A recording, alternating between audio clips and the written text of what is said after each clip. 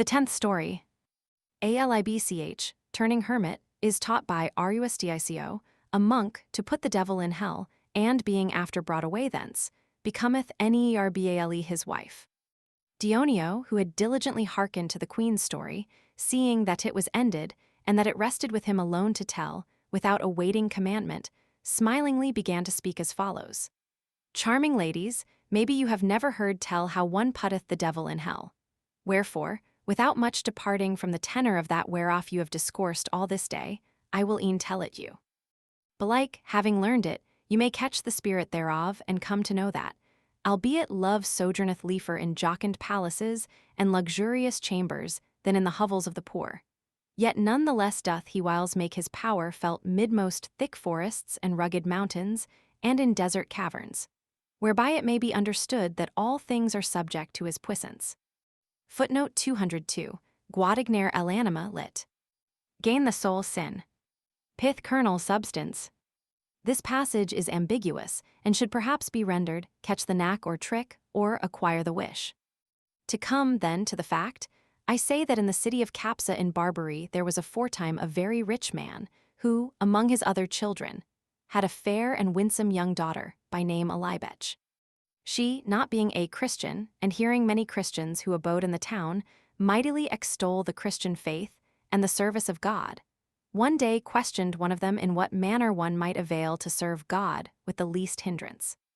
The other answered that they best served God, who most strictly eschewed the things of the world, as those did who had bade ken them into the solitudes of the deserts of Thebais. The girl, who was maybe 14 years old and very simple, moved by no ordered desire, but by some childish fancy, set off next morning by stealth and all alone to go to the desert of Thebais, without letting any know her intent. After some days, her desire persisting, she won, with no little toil, to the deserts in question, and seeing a hut afar off, went thither and found at the door a holy man, who marveled to see her there and asked her what she sought. She replied that, being inspired of God, she went seeking to enter into his service, and was now in quest of one who should teach her how it behoved to serve him. The worthy man, seeing her young and very fair and fearing lest any entertained her, the devil should beguile him, commended her pious intent, and giving her somewhat to eat of roots of herbs and wild apples and dates, and to drink of water, said to her, Daughter mine, not far hence is a holy man, who is a much better master than I of that which thou goest seeking. Do thou betake thyself to him, and put her in the way.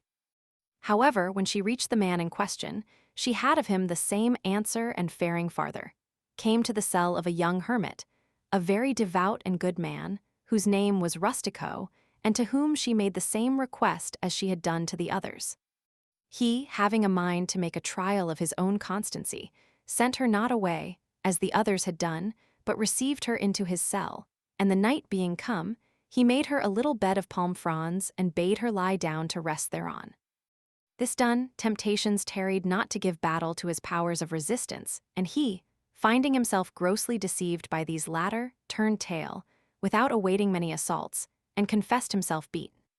Then, laying aside devout thoughts and orisons and mortifications, he fell to revolving in his memory the youth and beauty of the damsel, and bethinking himself what course he should take with her, so as to win to that which he desired of her, without her taking him for a debauched fellow. Accordingly, having sounded her with sundry questions, he found that she had never known man and was in truth as simple as she seemed, wherefore he bethought him how, under color of the service of God, he might bring her to his pleasures.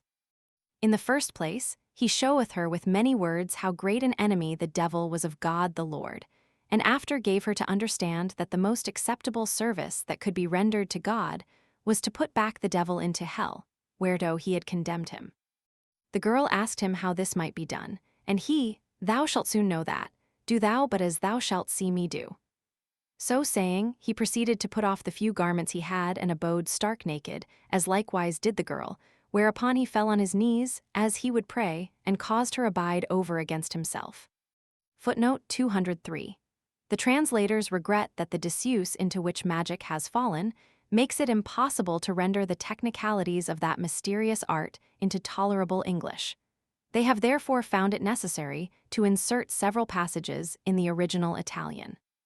I cosi stando, essendo rustico più cimai, nel suo desidero exciso per lo veder la cosi bella, venu la resurrezione della carne, la qual riguardando a libec, I meravigliaresti di sé. Rustico, quella ci cosa ci io ti veggio, ci cosi si in fuori, I non el ho io. O figliuola mia, di sé rustico, questo il diavolo, di ci io ti ho parlato, I vedi tu ora. Egli mi de grandissima molestia, tanta, ci io appena la posso soffrire. Allora disse la Giovane. O laudato ja ideo, ci io veggio, ci io sto meglio, ci non stai tu, ci io non ho costo diavolo io. Disse rustico, tu di viro. Ma tu hai un'altra cosa, ci non el ho io, et hala in escambio di questo. Disse alibech, o ci. A cui rustico disse. Hai l'inferno, I decodi, ci io mi credo, ci dio ti abbia qui mandata per la salute dell'anima mia. Persiach, si questo diavolo per mi dara questa noia, ov tu cogli averdi mi tanta pieta, I soffrire, ci io in inferno il remeda. Tu mi darai grandissima consolazione, et a dio fare grandissimo piacere, I servigio. Si tu per quello fare in quest party venuta si. Ci tu di. La Giovane di buona fid rispose o padre mio. Passia ci io ho l'inferno, je pur quando Roman 6 piacere, mettervi il diavolo. Disse allora rustico. Figliuola mia benedetta je tu, andiamo dunque, I rimciam levici, ci egli passia mi lasci stare. I cosi dato, menate la Giovane sopra uno de loro leticelli, la ensegno, cum star si doves a dover incarcerare quel maledetto di Dio.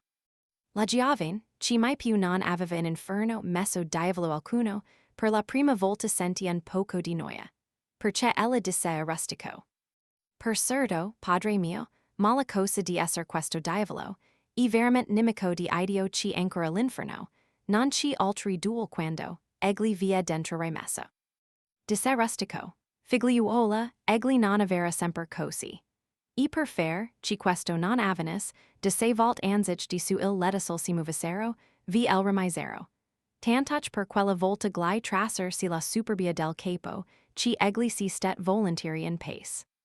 Ma ritornet egli poi nel seguent tempo più volt, I la Giovane abident sempre a trargliella si disponis, aven, ci il giuoco la commencio a paesir.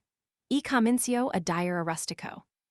Ben veggio ci il ver disvano que valenti uomini in capsa, ci il servire Dio ira cosi dolce cosa, I per certo io non mi ricordo, ci mai alcuna altrani feci, ci di tanto delto, I paesir mi fas, quanto I il rimter il diavolo in inferno.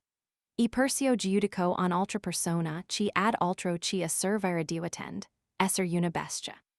Per la qual cosa es spes volt endaver rustico, I glai disva. Padre mio io son qui venuta per servire Dio, I non per isteroziosa, andiamo a rimitter il diavolo in inferno. La qual cosa fexendo, disva elle alcuna volta. Rustico, io non so perché il diavolo si fugget in inferno, ci es, egli Roman 6 des cosi volentier, cum l'inferno il risve, I tine. Egli non sane uscerb mai.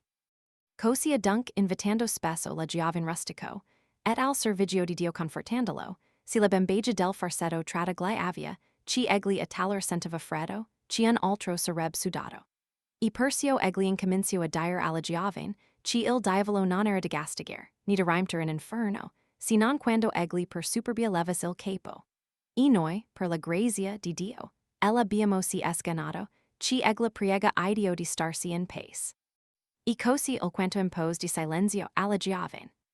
La qual poich vidi ci rustico non la riceveva a dover il diavolo rimitter in inferno, glai di sé un giorno. Rustico, si il diavolo ciuo I gastigato, I più non ti de noia mi il mio inferno non lascia stare perché tu fare bene, ci tu col ciuo diavolo aiuti ad attuter la rabbia al mio inferno. Cum io col mio inferno ho aggiutato a trar la superbia al ciuo diavolo. Transcriber's note. The following is a 1886 translation of this passage by John Payne, printed for the Villains Society by private subscription and for private circulation only. Matters standing thus and Rustico being more than ever inflamed in his desires to see her so fair, there came the resurrection of the flesh, which Alibech observing and marvelling, Rustico, quoth she, what is that I see on thee which thrusteth forth thus, and which have not? Faith, daughter mine, answered he, this is the devil whereof I bespoke thee, and see now he giveth me such sore annoy that I can scarce put up with it. Then said the girl, now praised be God. I see I fare better than thou, in that I have none of yonder devil.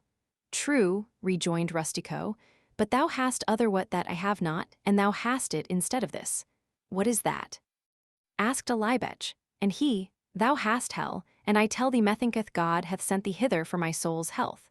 For that, weenas this devil doth me this annoy, and it please thee have so much compassion on me as to suffer me put him back into hell, thou wilt give me the utmost solacement, and wilt do God a very great pleasure and service. So indeed thou be come into these parts to do as thou sayst. The girl answered in good faith, Marry, father mine, since I have hell, be it whensoever it pleaseth thee. Whereupon quoth Rustico, daughter, blessed be thou, let us go then and put him back there, so he may after leave me in peace. So saying, he laid her on one of their little beds and taught her how she should do to imprison that accursed one of God. The girl, who had never yet put any devil in hell, for the first time felt some little pain. Wherefore she said to Rustico, Certes, father mine, this same devil must be an ill thing and an enemy in very deed of God, for that it irketh hell itself, let be other what, when he is put back therein. Daughter, answered Rustico, it will not always happen thus. And to the end that this should not happen, 6 times, or ever they stirred from the bed, they put him in hell again, insomuch that for the nonce they so took the conceit out of his head that he willingly abode at peace.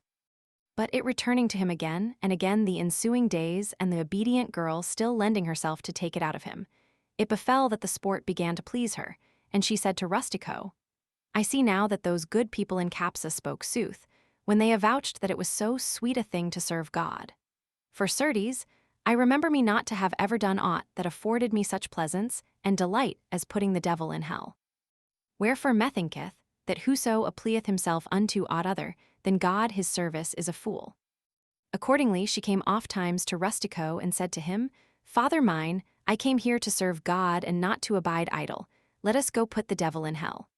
Which doing, she said whiles, Rustico, I know not why the devil fleeth away from hell, for, and he abode there as willingly as hell receiveth him and holdeth him, he would never come forth therefrom. The girl then on this wise often inviting Rustico and exhorting him to the service of God, so took the bombast out of his doublet that he felt cold what time another had sweated, wherefore he fell to telling her that the devil was not to be chastised nor put into hell, save weenas he should lift up his head for pride. And we, added he, by God's grace, have so baffled him that he prayeth our Lord to suffer him abide in peace. And on this wise he for a while imposed silence on her. However, when she saw that he required her not of putting the devil in hell, she said to him one day, Rustico, and thy devil be chastened, and give thee no more annoy, my hell letteth me not be. Wherefore thou wilt do well to aid me with thy devil in abating the raging of my hell, even as with my hell I have helped thee take the conceit out of thy devil. Rustico, who lived on roots and water, could ill avail to answer her calls, and told her that it would need over many devils to appease hell, but he would do what he might thereof. Accordingly he satisfied her bytimes, but so seldom it was but casting a bean into the lion's mouth.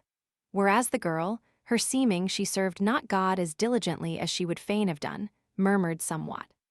But whilst this debate was toward between Rustico his devil and a Libetch her hell, for overmuch desire on the one part and lack of power on the other, it befell that a fire broke out in Capsa and burnt a Libetch's father in his own house, with as many children and other family as he had, by reason whereof she abode heir to all his good. Thereupon a young man called Nearbil, who had spent all his substance in gallantry, hearing that she was alive, set out in search of her and finding her, before the court had laid hands upon her father's estate, as that of a man dying without heir, to Rustico's great satisfaction, but against her own will, brought her back to Capsa, where he took her to wife and succeeded in her right to the ample inheritance of her father. There, being asked by the women at what she served God in the desert, she answered, Nearbil having not yet lain with her, that she served him at putting the devil in hell, and that Nearbil had done a grievous sin in that he had taken her from such service. The ladies asked, How putteth one the devil in hell? And the girl, what with words and what with gestures, expounded it to them, whereat they set up so great a laughing that they laugh yet, and said, Give yourself no concern, my child, Nay, for that is done here also, and Nearbill will serve our lord full well with thee at this. Thereafter, telling it from one to another throughout the city, they brought it to a common saying there that the most acceptable service one could render to God was to put the devil in hell, which byword, having passed the sea hither, is yet current here. Wherefore do all you young ladies, who have need of God's grace, learn to put the devil in hell, for that this is highly acceptable to him, and pleasing to both parties, and much good may grow and ensue thereof. 1,000 times or more had Dionio's story moved the modest ladies to laughter, so quaint and comical did his words appear to them. Then, ween as he had made an end thereof, the queen, knowing the term of her sovereignty to be come, lifted the laurel from her head, and set it merrily on that of Philostrato, saying, We shall presently see if the wolf will know how to govern the ewes better than the ewes have governed the wolves. Philostrato, hearing this, said, laughing, And I were hearkened to, the wolves had taught the ewes to put the devil in hell, no worse than Rustico taught a Libetch. Wherefore do ye not style us wolven, since you yourselves have not been ewen? Algates, I will govern the kingdom committed to me to the best of my power. Hark I, Philostrato, rejoined Nephil, in seeking to teach us, you might have chanced to learn sense, even as did Mazzetto of Lamporecchio of the nuns, and find your tongue what time your bones should have learnt to whistle without a master. Philostrato, finding that he still got a Roland for his Oliver, gave over pleasantry, and addressed himself to the governance of the kingdom committed to him. Wherefore, letting call the seneschal, he was fain to know at what point things stood all, and after discreetly ordained that which he judged would be well, and would content the company for such time as his seigneury should endure. Then, turning to the ladies, Lovesome ladies, quoth he, since I knew good from evil, I have, for my ill fortune, been still subject unto love for the charms of one or other of you. Nor hath humility neither obedience, no, nor the assiduous ensuing him in all his usances, in so far as it hath been known of me, availed me, but that first I have been abandoned for another, and after have still gone from bad to worse. And so, believe I shall fare unto my death. Wherefore it pleaseth me that it be discoursed tomorrow of none other matter than that which is most conformable to mine own case, to wit, of those whose loves have had unhappy ending, for that I in the long run look for a most unhappy, nor was the name by which you call me conferred on me for otherwhat by such an one who knew well what it meant. So saying, he rose to his feet and dismissed every one until supper time. Footnote 205, lit. That scythes were no less plenty, that he had arrows, chi falsi si trovavano non meno chi egli avis strali. A proverbial expression the exact bearing of which I do not know, but whose evident sense I have rendered in the equivalent English idiom. Footnote 206, sin. What he said, chi si dire. See ante p. 11 note. The garden was so goodly, and so delightsome, that there was none who elected to go forth thereof, in the hope of finding more pleasance elsewhere. Nay, the sun, now grown mild, making it nowise irksome to give chase to the fawns, and kids, and rabbits, and other beasts which were thereabout, and which, as they sat, had come maybe 100 times to disturb them by skipping through their midst. Some addressed themselves to pursue them. Dionio and Fiammetta fell to singing of Messer Guglielmo and the Lady of Vergiu, whilst Philomna and Pamphilo sat down to chess. And so, some doing one thing and some another, the time passed on such wise that the hour of supper came well nigh unlooked for. Whereupon, the tables being set round about the fair fountain, they supped there in the evening with the utmost delight. Footnote 207. Apparently the well-known fablio of the Dame de Vergi, upon which Marguerite d'Angoulême founded the 70th story of the Heptameron.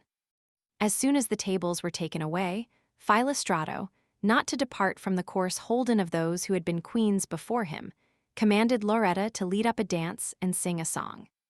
My lord, answered she, I know none of other folks' songs, nor have I in mind any of mine own which should best beseem so joyous a company, but an you choose one of those which I have, I will willingly sing it. Quoth the king, nothing of thine can be other than goodly and pleasing, wherefore sing us such as thou hast. Lauretta then, with a sweet voice enough, but in a somewhat plaintive style, began thus, the other ladies answering. No maid disconsolate hath cause as I, alack, who sigh for love in vain, to mourn her fate. He who moves heaven and all the stars in air made me for his delight lovesome and sprightly, kind and debonair, and here below to give each lofty sprite some inkling of that fair that still in heaven abideth in his sight. But erring men's unright, ill knowing me, my worth accepted not, nay, with dispraise did bait. Erst was there one who held me dear and fain took me, a youngling maid, into his arms, and thought and heart and brain caught fire at my sweet eyes. Yea, time, unstayed of aught, that flits amain and lightly, all to wooing me he laid. I courteous, not gainsaid, and held him worthy me, but now, woe's me, of him I'm desolate. Then unto me there did himself present a youngling proud and hot, renowning him for valorous and gent. He took and holds me, and with erring thought to jealousy is bent, whence I, alack, nigh to despair am wrought, as knowing myself, brought into this world for good of many and one engrossed of one soul mate. The luckless hour I curse, in very deed when I, alas, said yea, vesture to change so fair in that dusk weed I was and glad, whereas in this more gay a weary life I lead, far less than erst held honest, well away. Ah, dolorous bridal day, would God I had been dead or ere I proved thee in such ill estate. O lover dear, with whom well pleased was I whiler past all that be, who now before him sittest in the sky, who fashioned us, have pity upon me who cannot, though I die, forget thee for another. Cause me see the flame that kindled thee for me lives yet unquenched, and my recall up thither impetrate. Here Loretta made an end of her song, wherein, albeit attentively followed of all, she was diversely apprehended of divers persons, and there were those who would e'en understand, Milan fashion, that a good hog was better than a handsome wench. But others were of a loftier and better and truer apprehension, whereof it booteth not to tell at this present. Thereafter the king let kindle store of flambeau upon the grass and among the flowers, and caused sing divers other songs, until every star began to decline, that was above the horizon, when, deeming it time for sleep, he bade all with a good night betake themselves to their chambers. Footnote 211. The pertinence of this allusion, which probably refers to some current Milanese proverbial saying, the word tosa, here used by Boccaccio for wench, belonging to the Lombard dialect, is not very clear. The expression Milan fashion, alla Milanese, may be supposed to refer to the proverbial materialism of the people of Lombardy. Here ENDATH, the third day of the Decameron. Day the fourth. Here BGINNETH, the fourth day of the Decameron, wherein, under the governance of FILOSTRATO, is discoursed of those whose loves have had unhappy endings. Dearest ladies, as well by words of wise men heard as by things many a time both seen and read of myself, I had conceived that the boisterous and burning blast of envy was apt to smite none but lofty towers or the highest summits of the trees. But I find myself mistaken in my conceit, for that, fleeing, as I have still studied to flee, from the cruel onslaught of that raging wind, I have striven to go, not only in the plains, but in the very deepest of the valleys, as many manifestly enough appear to whoso considereth these present stories, the which have been written by me, not only in vulgar Florentine and in prose and without name, but eke in as humble and sober a style as might be. Yet for all this have I not availed to escape being cruelly shaken, nay, well nigh uprooted, of the aforesaid wind and all torn of the fangs of envy. Wherefore I can very manifestly understand that to be true which the wise used to say, to wit, that misery alone in things present is without envy. Footnote 212. Sic senza invidia, but the meaning is that misery alone is without enviers. There are then, discreet ladies, some who, reading these stories, have said that you please me overmuch, and that it is not a seemly thing that I should take so much delight in pleasuring and solacing you, and some have said yet worse of commending you as I do. Others, making a show of wishing to speak more maturely, have said that it sorteth ill with mine age henceforth to follow after things of this kind, to wit, to discourse of women or to study to please them. And many, feigning themselves mighty tender of my repute, avouch that I should do more wisely to abide with the muses on Parnassus than to busy myself among you with these toys. Again, there be some who, speaking more despitefully than advisedly, have said that I should do more discreetly to consider whence I might get me bread than to go peddling after these baubles, feeding upon wind. And certain others, in disparagement of my pains, study to prove the things recounted by me to have been otherwise than as I present them to you. With such then and so many blusterings, such atrocious backbitings, such needle pricks, noble ladies, am I, what while I battle in your service, baffled and buffeted and transfixed even to the quick.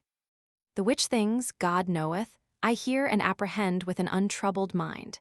And albeit my defense in this pertaineth altogether unto you, nathless, I purpose not to spare mine own pains.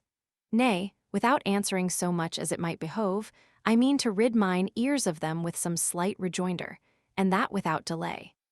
For that if even now, I being not yet come to the third part of my travail, they are many and presume amen, I opine that, ere I come to the end thereof, they may, having had no rebuff at the first, on such wise be multiplied that with whatsoever little pains of theirs they might overthrow me, nor might your powers, great though they be, avail to withstand this.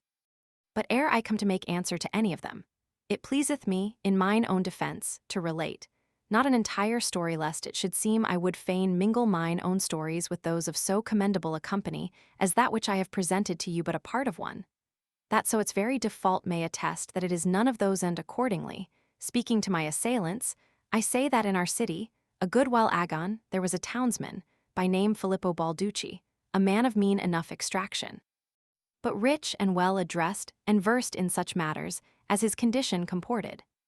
He had a wife, whom he loved with an exceeding love, as she him, and they lived a peaceful life together, studying nothing so much as wholly to please one another.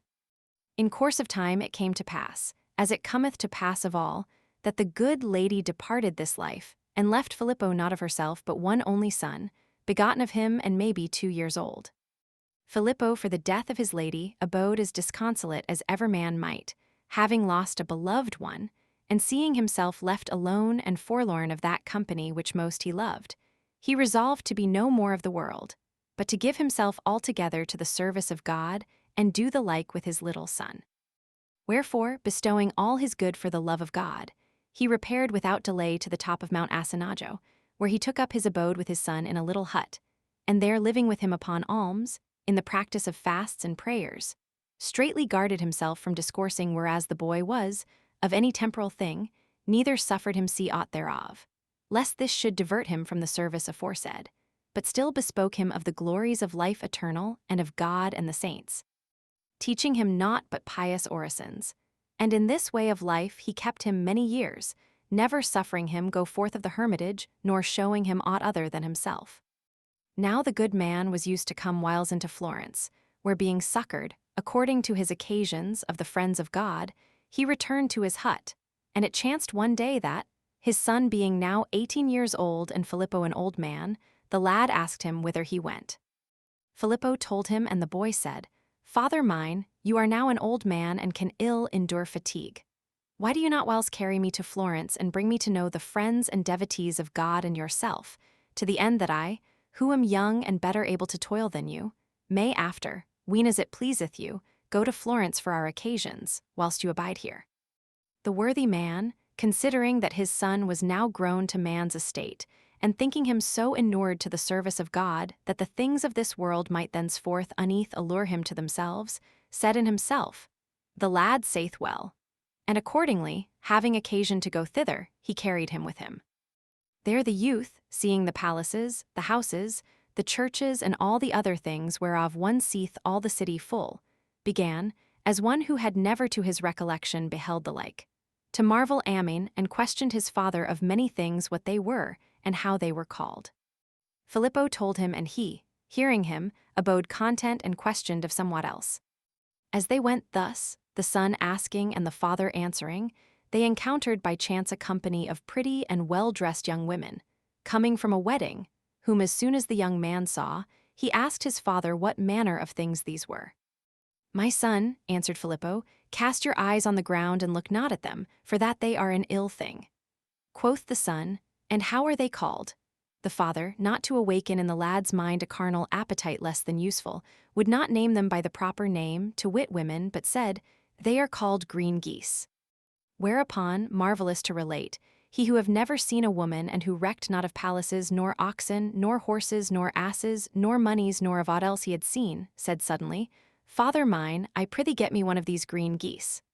Alack, my son, replied the father, hold thy peace, I tell thee they are an ill thing.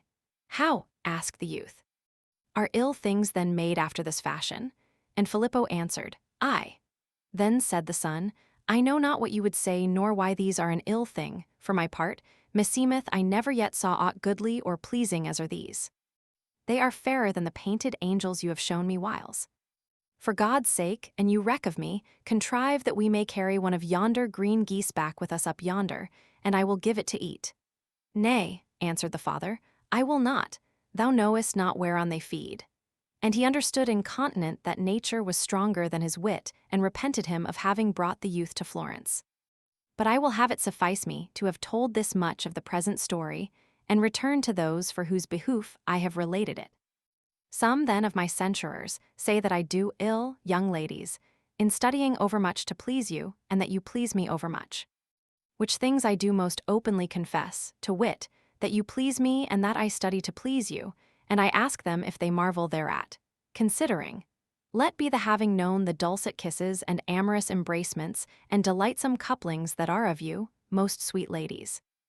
Often got, only my having seen and still seeing your dainty manners, and lovesome beauty and sprightly grace, and above all your womanly courtesy, weenas he who had been reared and bred on a wild and solitary mountain, and within the bounds of a little cell, without other company than his father, no sooner set eyes on you than you alone were desired of him.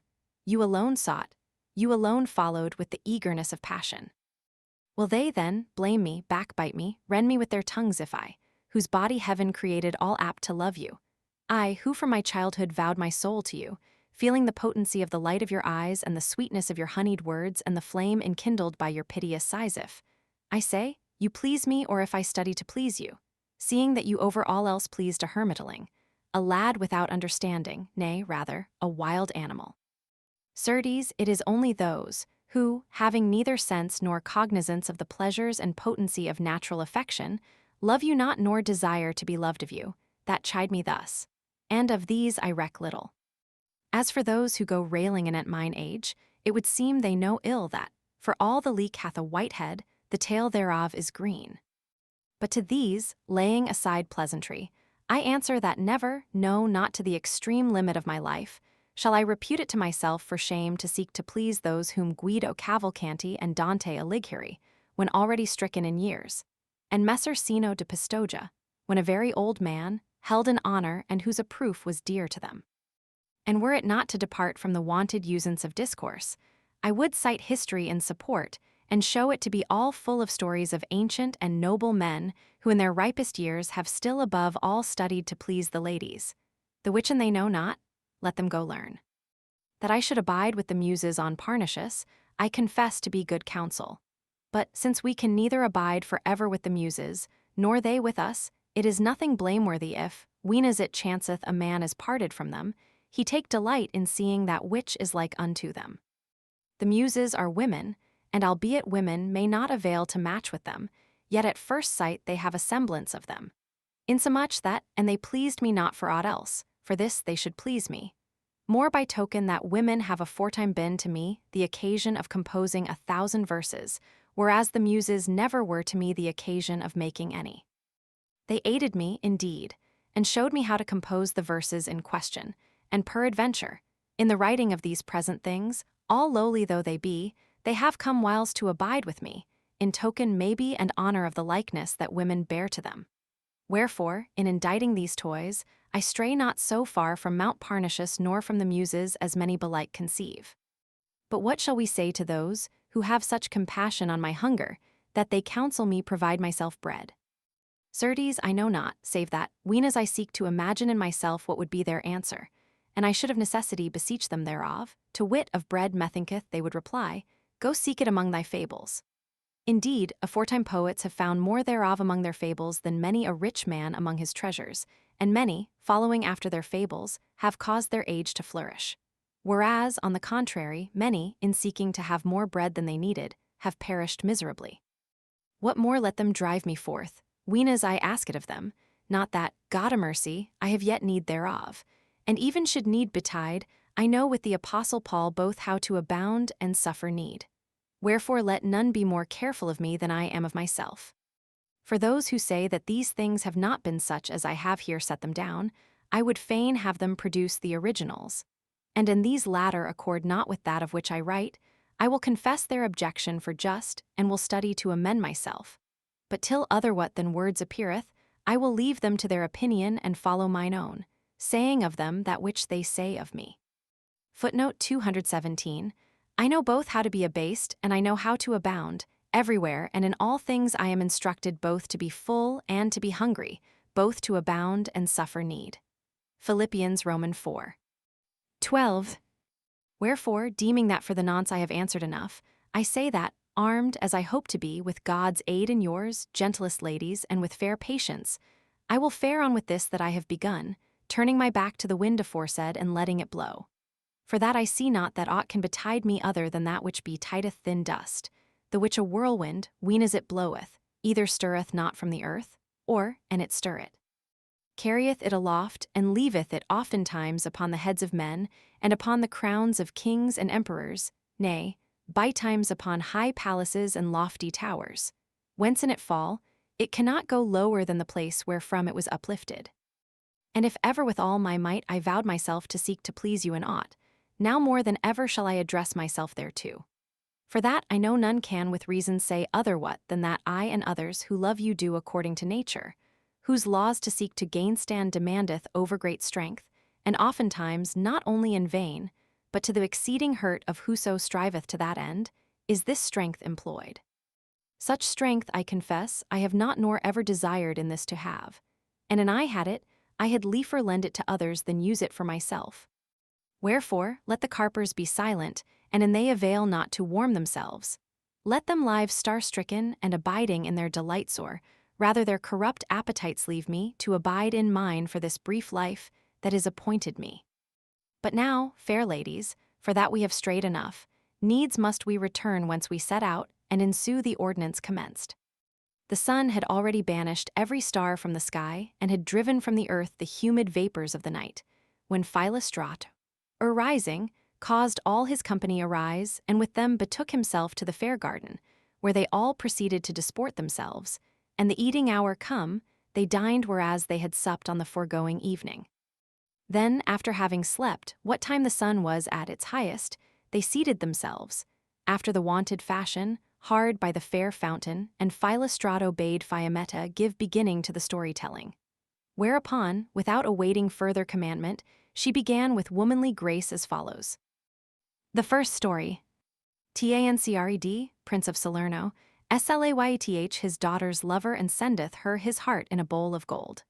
Whereupon, pouring poisoned water over it, shedrinkt thereof and dit. Our king hath this day appointed us a woeful subject of discourse, considering that, whereas we came hither to make merry, needs must we tell of others' tears, the which may not be recounted without moving both those who tell and those who hearken to compassion thereof. He hath mayhap done this sumdel to temper the mirth of the foregoing days, but whatsoever may have moved him thereto, since it pertaineth not to me to change his pleasure, I will relate a piteous chance, nay, an ill-fortuned and a worthy of your tears. Tancred, lord of Salerno, was a humane prince and benign enough of nature, had he not in his old age imbrued his hands in lovers' blood, who in all the course of his life had but one daughter, and happier had he been if he had none. She was of him as tenderly loved as ever daughter of father, and knowing not, by reason of this his tender love for her, how to part with her, he married her not till she had long overpassed the age when she should have had a husband. At last he gave her to wife to a son of the Duke of Capua, with whom having abidden a little while, she was left a widow and returned to her father.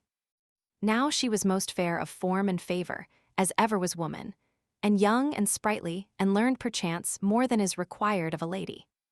Abiding, then, with her father in all ease and luxury, like a great lady as she was, and seeing that, for the love he bore her, he recked little of marrying her again, nor did it seem to her a seemly thing to require him thereof, she bethought herself to seek, and it might be, to get her privily a worthy lover.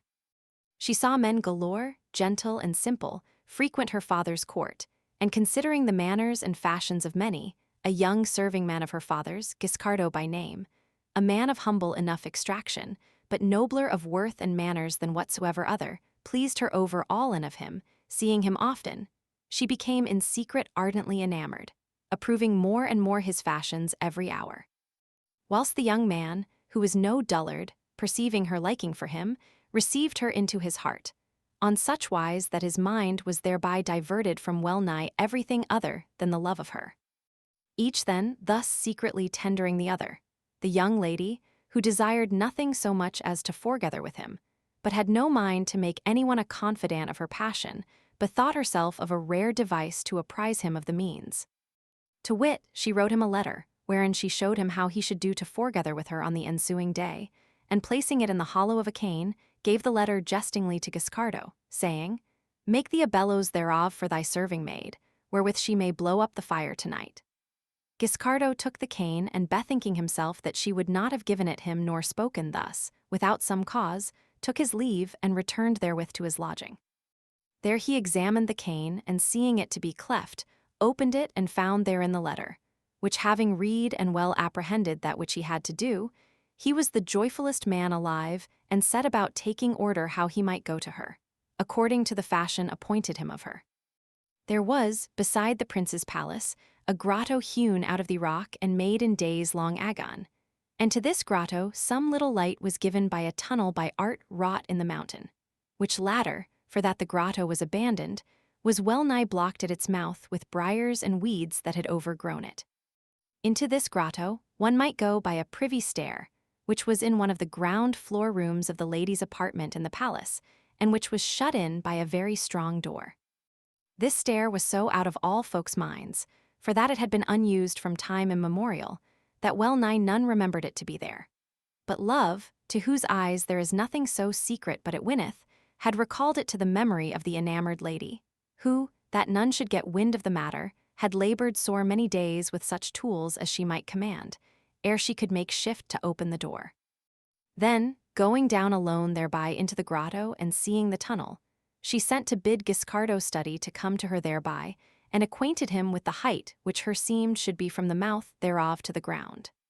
To this end Guiscardo promptly made ready a rope with certain knots and loops, whereby he might avail to descend and ascend, and donning a leathern suit that might defend him from the briars, he on the ensuing night repaired, without letting any know aught of the matter, to the mouth of the tunnel. There making one end of the rope fast to a stout tree stump that had grown up in the mouth, he let himself down thereby into the grotto and there awaited the lady, who, on the morrow, feigning a desire to sleep, dismissed her women and shut herself up alone in her chamber.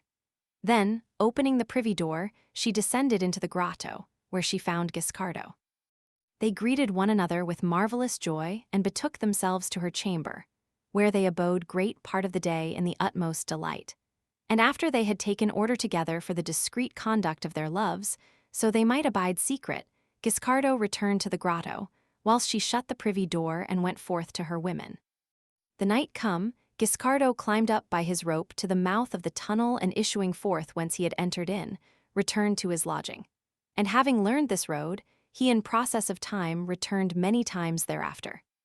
But fortune, jealous of so long and so great a delight, with a woeful chance changed the gladness of the two lovers into mourning and sorrow, and it befell on this wise.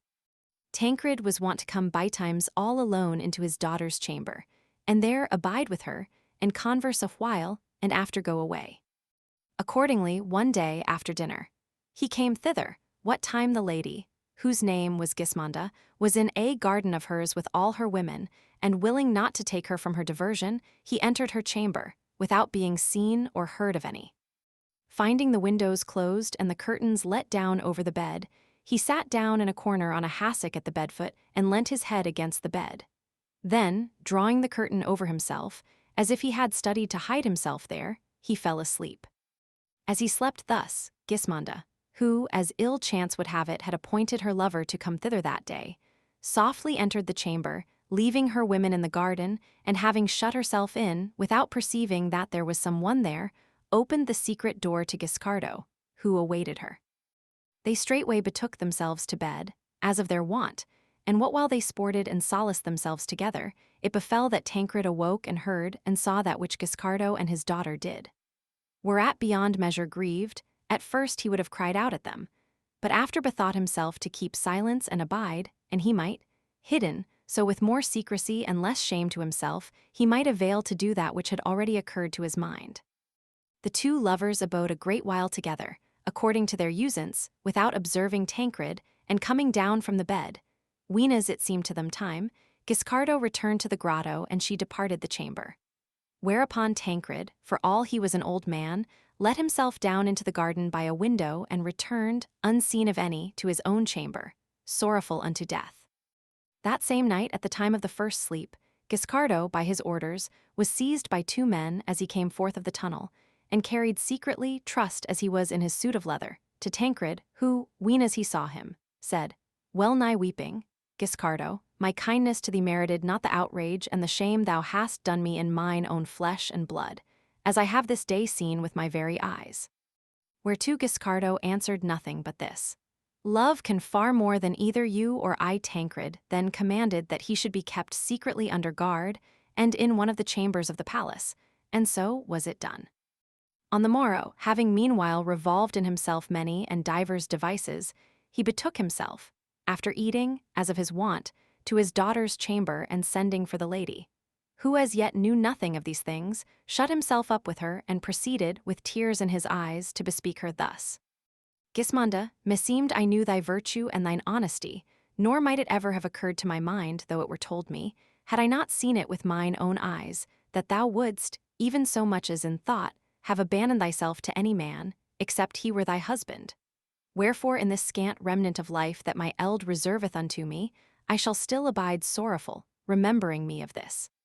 Would God, and thou must needs stoop to such wantonness, thou hadst taken a man sortable to thy quality. But amongst so many who frequent my court, thou hast chosen Guiscardo, a youth of the meanest condition, reared in our court, well nigh of charity, from a little child up to this day. Wherefore thou hast put me in sore travail of mind, for that I know not what course to take with thee. With Guiscardo, whom I caused take yesternight, as he issued forth of the tunnel and have in ward, I am already resolved how to deal. But with thee God knoweth I know not what to do. On one side love drawth me, which I still born thee more than father ever bore daughter, and on the other most just despite, conceived for thine exceeding folly. The one would have me pardon thee, the other would have me, against my nature, deal harshly by thee. But ere I come to a decision, I would fain hear what thou hast to say to this. So saying, he bowed his head and wept sore as would a beaten child. Gismonda, hearing her father's words and seeing that not only was her secret love discovered, but Guiscardo taken, felt an inexpressible chagrin and came many a time near upon showing it with outcry and tears, as women mostly do. Nevertheless, her haughty soul overmastering that weakness, with marvelous fortitude, she composed her countenance, and rather than proffer any prayer for herself, determined inwardly to abide no more on life, doubting not but her Guiscardo was already dead.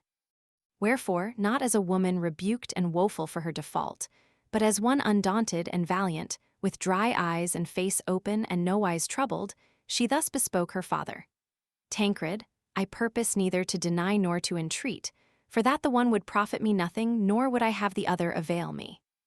More by token that I am nowise minded to seek to render thy mansuetude and thine affection favorable to me, but rather, confessing the truth, first with true arguments to vindicate mine honor, and after with deeds right resolutely to ensue the greatness of my soul. True is it I have loved and love Guiscardo, and what while I live, which will be little, I shall love him, nor, if folk live after death, shall I ever leave loving him. But unto this it was not so much my feminine frailty that moved me as thy little solicitude to remarry me and his own worth. It should have been manifest to thee, Tancred, being as thou art flesh and blood, that thou hadst begotten a daughter of flesh and blood and not of iron or stone. And thou shouldst have remembered and should still remember, for all thou art old, what and what like are the laws of youth and with what potency they work. Nor, albeit thou, being a man, hast in thy best years exercised thyself in part in arms, shouldst thou the less know what ease and leisure and luxury can do in the old, to say nothing of the young. I am then, as being of the begotten, of flesh and blood, and have lived so little that I am yet young, and, for the one and the other reason, full of carnal desire. Whereunto the having aforetime, by reason of marriage, known what pleasure it is to give accomplishment to such desire hath added marvelous strength. Unable, therefore, to withstand the strength of my desires, I addressed myself, being young and a woman, to ensue that whereto they prompted me and became enamored. And certes in this, I set my every faculty to the endeavoring that, so far as in me lay, no shame should ensue either to thee or to me through this to which natural frailty moved me. To this end compassionate love and favoring fortune found and showed me a very occult way, whereby, unknown of any, I won to my desire. And this, whoever it be discovered it to thee or howsoever thou knowest it, I nowise deny. Guiscardo I took not at hazard, as many women do. Nay, of deliberate counsel I chose him before every other, and with advisement prepense drew him to me, and by dint of perseverance and discretion on my part and on his, I have long had enjoyment of my desire. Whereof it seemeth that thou, ensuing rather vulgar prejudice than truth, reproachest me with more bitterness than of having sinned by way of love, saying, as if thou shouldst not have been chagrined, had I chosen therefore a man of gentle birth, that I have committed myself with a man of mean condition. Wherein thou seest not that thou blamest not my default, but that of fortune, which too often advanceth the unworthy to high estate, leaving the worthiest alow. Footnote 220, lit. Introduced him to me, a me low and trodacy. But Boccaccio here uses the word introdur in its rarer literal sense to lead, to draw, to bring in. But now let us leave this, and look somewhat to the first principles of things, whereby thou wilt see that we all get our flesh from one same stock, and that all souls were by one same Creator created with equal faculties, equal powers, and equal virtues. Worth it was that first distinguished between us, who were all and still are born equal, wherefore those who had and used the greatest sum thereof were called noble, and the rest abode not noble. And albeit contrary usance hath since obscured this primary law, yet is it nowise done away nor blotted out from nature and good manners. Wherefore he who doth worthily manifestly showeth himself a gentleman, and if any call him otherwise, not he who is called, but he who calleth committeth default. Look among all thy gentlemen and examine into their worth, their usances, and their manners, and on the other hand consider those of Guiscardo. If thou wilt consent to judge without animosity, thou wilt say that he is most noble, and that these thy nobles are all churls. With regard to his worth and virtue, I trusted not to the judgment of any other, but to that of thy words and of mine own eyes.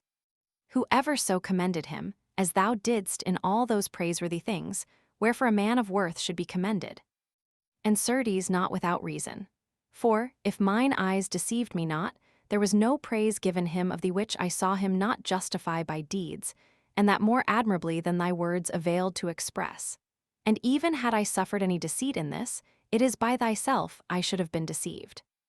And then thou say that I have committed myself with a man of mean condition, thou sayst not sooth. But shouldst thou say with a poor man, it might peradventure be conceded thee, to thy shame who hast so ill known to put a servant of thine, and a man of worth in good case, yet poverty bereaveth not any of gentlest. Nay, rather, wealth it is that doth this. Many kings, many great princes were once poor, and many who delve and tend sheep were once very rich. The last doubt that thou broachest, to wit, what thou shouldst do with me, drive it away altogether. And thou in thine extreme old age be disposed to do that which thou usedst not, being young, namely, to deal cruelly, wreak thy cruelty upon me, who am minded to proffer no prayer unto thee, as being the prime cause of this sin, if sin it be. For of this I certify thee, that whatsoever thou hast done or shalt do with Guiscardo, and thou do not the like with me, mine own hands shall do it. Now begone, go shed tears with women and waxing cruel, slay him and me with one same blow, and it seem to thee we have deserved it. The prince knew the greatness of his daughter's soul, but notwithstanding believed her not altogether so firmly resolved, as she said unto that which her words gave out. Wherefore, taking leave of her, and having laid aside all intent of using rigor against her person, he thought to cool her fervent love with others' suffering, and accordingly bade Guiscardo's 2 guardians strangle him without noise that same night, and taking out his heart, bring it to him. They did even as it was commanded them, and on the morrow the prince let bring a great and goodly bowl of gold, and setting therein Guiscardo's heart, dispatched it to his daughter by the hands of a very privy servant of his, bidding him say, weenas he gave it her, Thy father sendeth thee this, to solace thee of the thing thou most lovest, even as thou hast solaced him of that which he loved most. Now Gismonda, unmoved from her stern purpose, had, after her father's departure, let bring poisonous herbs and roots and distilled and reduced them in water, so she might have it at hand, and that she feared should come to pass. The serving man coming to her with the prince's present and message, she took the cup with a steadfast countenance and uncovered it. Ween as she saw the heart and apprehended the words of the message, she was throughly certified that this was Giscardo's heart, and turning her eyes upon the messenger, said to him, "No sepulchre less of worth than one of gold had beseemed a heart such as this, and in this my father hath done discreetly." So saying, she set the heart to her lips and kissing it, said, "Still in everything and even to this extreme limit of my life have I found my father's love most tender towards me. But now more than ever wherefore do than render him on my part for so great a gift the last thanks I shall ever have to give him." Then, bending down over the cup which she held fast, she said, looking upon the heart, "Alack, sweetest harborage of all my pleasures, accursed be his cruelty who maketh me now to see thee with the eyes of the body. Enough was it for me at all hours to behold thee with those of the mind. Thou hast finished thy course and hast acquitted thyself on such wise as was vouchsafed thee of fortune. Thou art come to the end whereunto each runneth. Thou hast left the toils and miseries of the world, and of thy very enemy thou hast that sepulchre which thy worth hath merited. There lacked not to thee to make thy funeral rites complete save her tears whom in life thou so lovedst, the which that thou mightest have. God put it into the heart of my unnatural father to send thee to me, and I will give them to thee. Albeit I had purposed to die with dry eyes and visage undismayed of aught. And having given them to thee, I will without delay so do that my soul, thou working it, shall rejoin that soul which thou erst so dearly guardedst. And in what company could I betake me more contentedly, or with better assurance to the regions unknown than with it? Certain am I that it abideth yet here within and vieweth the seats of its delights and mine, and as that which I am assured still loveth me, awaiteth my soul, whereof it is over all beloved. Footnote 221, i.e. thou being the means of bringing about the conjunction, a doprindal too. So saying, no otherwise than as she had a fountain of water in her head, bowing herself over the bowl, without making any womanly outcry she began, lamenting, to shed so many and such tears that they were a marvel to behold, kissing the dead heart the while an infinite number of times. Her women, who stood about her, understood not what this heart was nor what her words meant, but, overcome with compassion, wept all and in vain questioned her affectionately of the cause of her lament, and studied yet more, as best they knew and might, to comfort her. The lady, having wept as much as her seemed fit, raised her head and drying her eyes, said, "O much-loved heart, I have accomplished mine every office towards thee, nor is there left me aught else to do save to come with my soul and bear thine company." So saying, she called for the vial wherein was the water she had made the day before, and poured the latter into the bowl where was the heart bathed with so many of her tears. Then, setting her mouth thereto without any fear, she drank it all off, and having drunken, mounted, with the cup in her hand, upon the bed, where composing her body as most decently she might, she pressed her dead lover's heart to her own, and without saying aught, awaited death.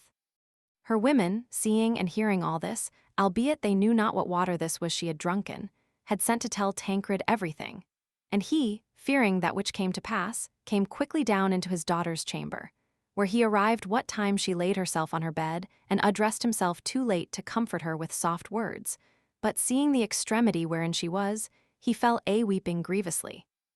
Whereupon quoth the lady to him, "Tancred, keep these tears against a less desired fate than this of mine, and give them not to me, who desire them not. Who ever saw any, other than thou, lament for that which he himself hath willed? Nevertheless, if aught yet live in thee of the love which once thou borest me, vouchsafe me for a last boon that, since it was not thy pleasure that I should privily and in secret live with Giscardo, my body may openly abide with his, wheresoever thou hast caused cast him dead." The agony of his grief suffered not the prince to reply, whereupon the young lady, feeling herself come to her end, strained the dead heart to her breast and said, "Abide ye with God, for I go hence." Then, closing her eyes and losing every sense, she departed this life of woe. Such, then, as you have heard, was the sorrowful ending of the loves of Giscardo and Gismonda, whose bodies Tancred, after much lamentation, too late repenting him of his cruelty, caused honorably bury in one same sepulchre, amid the general mourning of all the people of Salerno. The second story. Fra Alberto giveth a lady to believe that the angel Gabriel is enamoured of her and, in his shape lieth with her sundry times. After which, for fear of her cainasimian, he casteth himself forth of her window into the canal, and taketh refuge in the house of a poor man, who on the morrow carrithim, in the guise of a wild man of the woods, to the piazza, where, being recognized, he is taken by his brethren and put in prison. The story told by Fiammetta had more than once brought the tears to the eyes of the ladies her companions, but it being now finished, the king with a stern countenance said, "My life would seem to me a little price to give for half the delight that Guiscardo had with Gismonda, nor should any of you ladies marvel thereat, seeing that every hour of my life I suffer 1,000 deaths, nor for all that is a single particle of delight vouchsafed me. But leaving be my affairs for the present, it is my pleasure that Pampinea follow on the order of the discourse with some story of woeful chances and fortunes in part like to mine own, which if she ensue like as Fiammetta hath begun, I shall doubtless begin to feel some dew fallen upon my fire." Pampinea, hearing the order laid upon her, more by her affection apprehended the mind of the ladies her companions than that of Philostrato by his words, wherefore, being more disposed to give them some diversion than to content the king, farther than in the mere letter of his commandment, she bethought herself to tell a story, that should, without departing from the proposed theme, give occasion for laughter, and accordingly began as follows. Footnote 224. I.e. was more inclined to consider the wishes of the ladies her companions, which she divined by sympathy, than those of Philostrato, as shown by his words. Più per la sua effigione cognab l'animo del campagni che quello del re per la sua parole. It is difficult, however, in this instance as in many others, to discover with certainty Boccaccio's exact meaning, owing to his affectation of Ciceronian concision and delight in obscure elliptical forms of construction, whilst his use of words in a remote or unfamiliar sense and the impossibility of deciding, in certain cases, the person of the pronouns and adjectives employed tend still farther to darken counsel. E.g., if we render a physiogny sentiment, cognab as reconob, acknowledged, recognized, and read la sue parole as meaning her instead of his words, the whole sense of the passage is changed, and we must read it more by her sentiment, i.e., by the tendency and spirit of her story, recognize the inclination of her companions than that of the king by her words.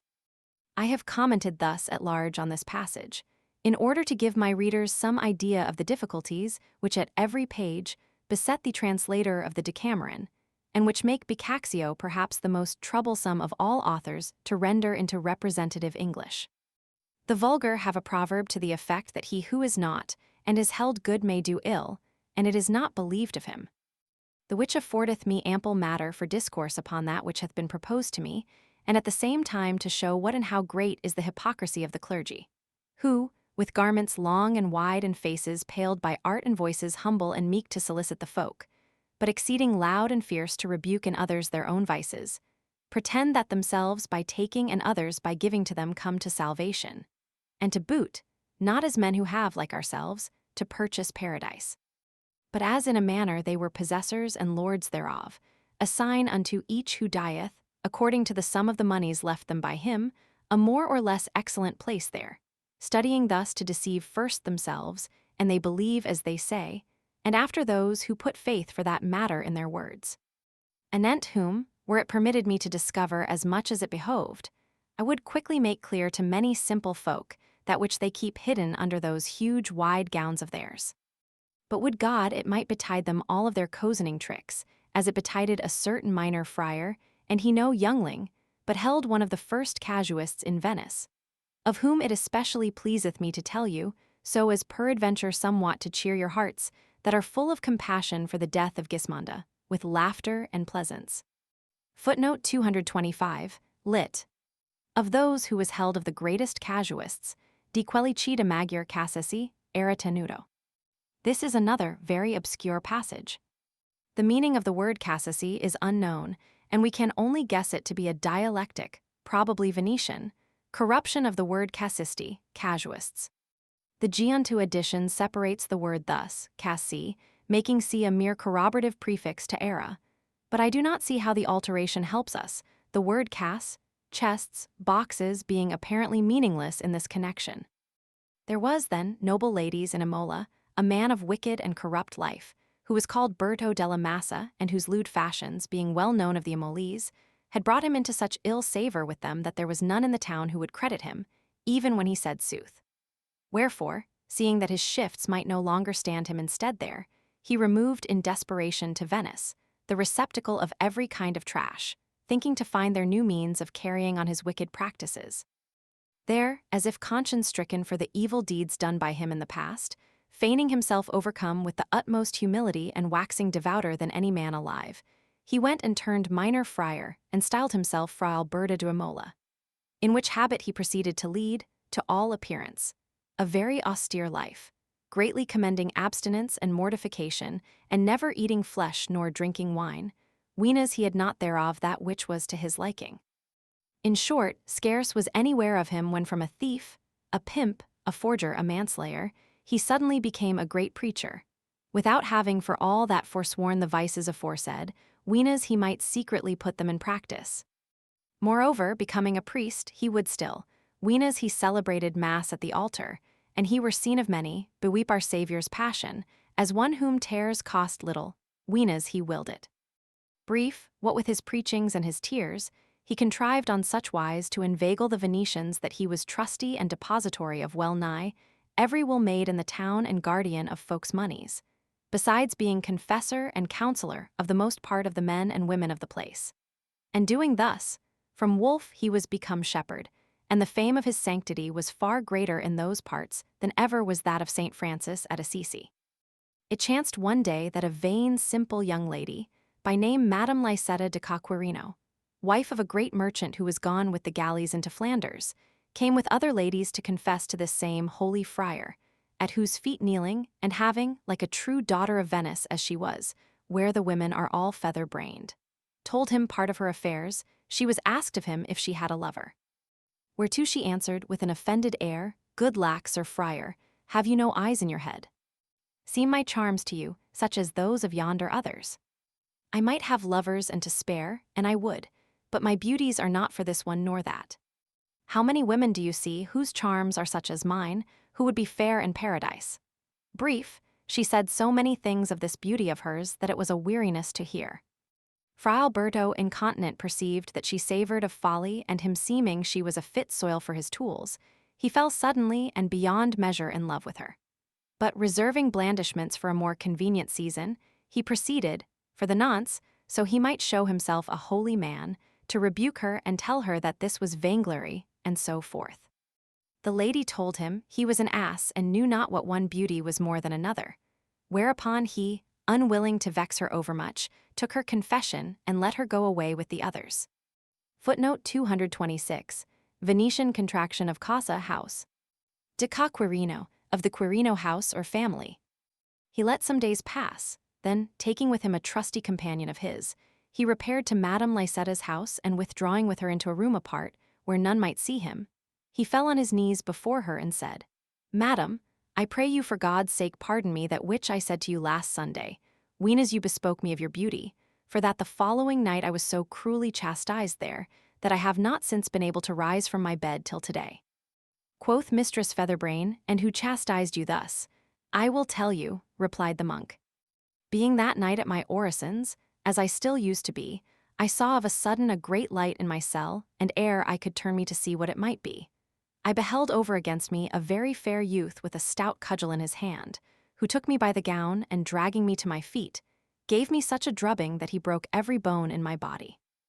I asked him why he used me thus, and he answered, 'For that thou presumedst today to disparage the celestial charms of Madame Lycetta, whom I love over all things, save only God.' 'Who, then, are you?' asked I, and he replied that he was the angel Gabriel.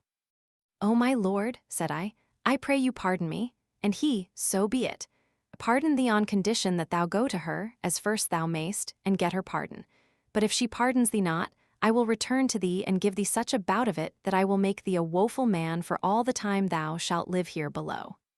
That which he said to me after I dare not tell you, except you first pardon me. My lady Addlepate, who was somewhat scant of wit, was overjoyed to hear this, taking it all for gospel, and said, after a little, I told you, Fra Alberto, that my charms were celestial, but so God be mine aid, it irketh me for you and I will pardon you forthright, so you may come to no more harm, provided you tell me truly that which the angel said to you after. Madam, replied Fra Alberto, since you pardon me, I will gladly tell it you. But I must warn you of one thing, to wit, that whatever I tell you, you must have a care not to repeat it to anyone alive, and you would not mar your affairs, for that you are the luckiest lady in the world. The angel Gabriel bade me tell you that you pleased him so much that he had many a time come to pass the night with you, but that he feared to affright you. Now he sendeth to tell you by me that he hath a mind to come to you one night and abide a while with you, and for that he is an angel, and that, if he came in angel form, you might not avail to touch him. He purposeth, for your delectation, to come in guise of a man, wherefore he biddeth you send to tell him when you would have him come and in whose form, and he will come hither, whereof you may hold yourself blessed over any other lady alive. My lady Conceit answered that it liked her well that the angel Gabriel loved her, seeing she loved him well nor ever failed to light a candle of a groat before him, whereas she saw him depictured, and that what time soever he chose to come to her, he should be dearly welcome and would find her all alone in her chamber. But on this condition, that he should not leave her for the Virgin Mary, whose great well-wisher it was said he was, as indeed appeareth, inasmuch as in every place where she saw him, he was on his knees before her. Moreover, she said it must rest with him to come in whatsoever form he pleased, so, but she was not affrighted. Then said Fra Alberto, Madam, you speak sagely, and I will without fail take order with him of that which you tell me. But you may do me a great favor, which will cost you nothing. It is this, that you will him come with this my body. And I will tell you in what you will do me a favor. You must know that he will take my soul forth of my body and put it in paradise, whilst he himself will enter into me, and what while he abideth with you, so long will my soul abide in paradise. With all my heart, answered Dame Littlewit. I will well that you have this consolation, in requital of the buffets he gave you on my account. Then said Fra Alberto, look that he find the door of your house open tonight, so he may come in thereat, for that, coming in human form, as he will, he might not enter save by the door. The lady replied that it should be done, whereupon the monk took his leave, and she abode in such a transport of exultation that her breech touched not her shift, and her seemed 1,000 years, till the angel Gabriel should come to her. Meanwhile, Fra Alberto, bethinking him that it behoved him play the cavalier, not the angel, that night proceeded to fortify himself with confections and other good things, so he might not lightly be unhorsed. Then, getting leave, as soon as it was night, he repaired with one of his comrades to the house of a woman, a friend of his, whence he was used whiles to take his start what time he went to course the fillies. And thence, ween as it seemed to him time, having disguised himself, he betook him to the lady's house. There he tricked himself out as an angel with the trappings he had brought with him, and going up, entered the chamber of the lady, who, seeing this creature all in white, fell on her knees before him.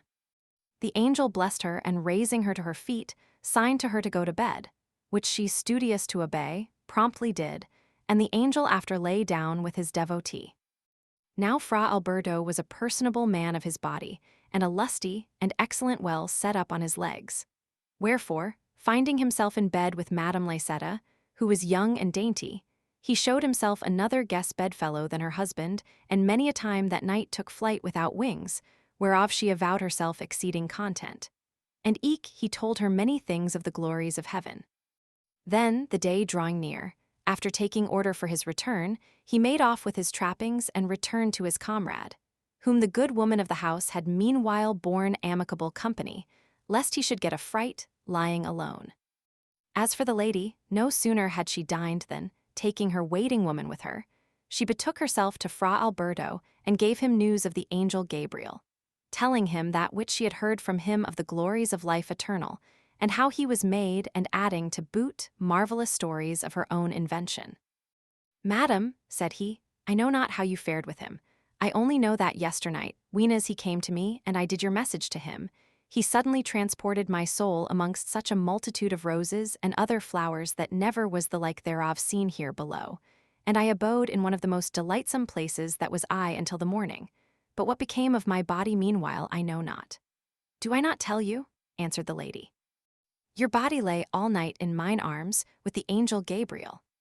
If you believe me not, look under your left pap, whereas I gave the angel such a kiss that the marks of it will stay by you for some days to come. Quoth the friar, say you so? Then will I do today a thing I have not done this great while. I will strip myself to see if you tell truth. Then, after much prating, the lady returned home, and Fra Alberto paid her many visits in angel form, without suffering any hindrance. However, it chanced one day that Madame Lysetta, being in dispute with a gossip of hers upon the question of female charms, to set her own above all others, said, like a woman who had little wit in her noddle, "And you but knew whom my beauty pleaseth, in truth you would hold your peace of other women." The other, longing to hear, said, as one who knew her well, "Madam, maybe you say sooth, but knowing not who this may be, one cannot turn about so lightly." Thereupon quoth Lysetta, who was eth enough to draw, gossip, it must go no farther, but he I mean is the angel Gabriel, who loveth me more than himself as the fairest lady, for that which he telleth me, who is in the world or the Maremma. The other had a mind to laugh, but contained herself, so she might make Lysetta speak farther, and said, "Faith, madam, and the angel Gabriel be your lover and tell you this, needs must it be so, but methought not the angels did these things." "Gossip," answered the lady, "you are mistaken. Zounds, he doth what you wot of better than my husband, and telleth me they do it also up yonder. But, for that I seem to him fairer than any she in heaven, he hath fallen in love with me, and cometh full oft to lie with me. Seesto now." Footnote 227. Cf. Artemis Ward's Natives of the Universe and Other Parts. Footnote 228. Movedi vu, Venetian for Vedi tu, now dost thou see. I have rendered it by the equivalent Old English form.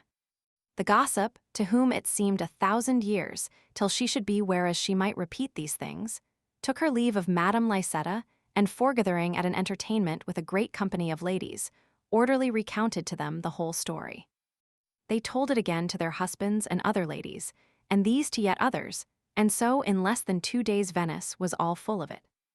Among others to whose ears the thing came were Lysetta's brothers-in-law, who, without saying aught to her, bethought themselves to find the angel in question and see if he knew how to fly, and to this end they lay several nights in wait for him. As chance would have it, some inkling of the matter came to the ears of Fra Alberto, who accordingly repaired one night to the lady's house, to reprove her. But hardly had he put off his clothes ere her brothers-in-law, who had seen him come, were at the door of her chamber to open it. Footnote 229. I.e. not of the trap laid for him by the lady's brothers-in-law, but of her indiscretion in discovering the secret. Fra Alberto, hearing this and guessing what was to do, started up, and having no other resource, opened a window, which gave upon the Grand Canal, and cast himself thence into the water.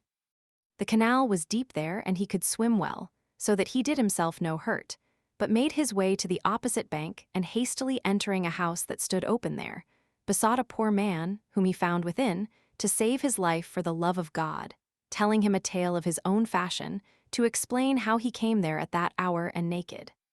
The good man was moved to pity, and it behoving him to go do his occasions, he put him in his own bed and bade him abide there against his return.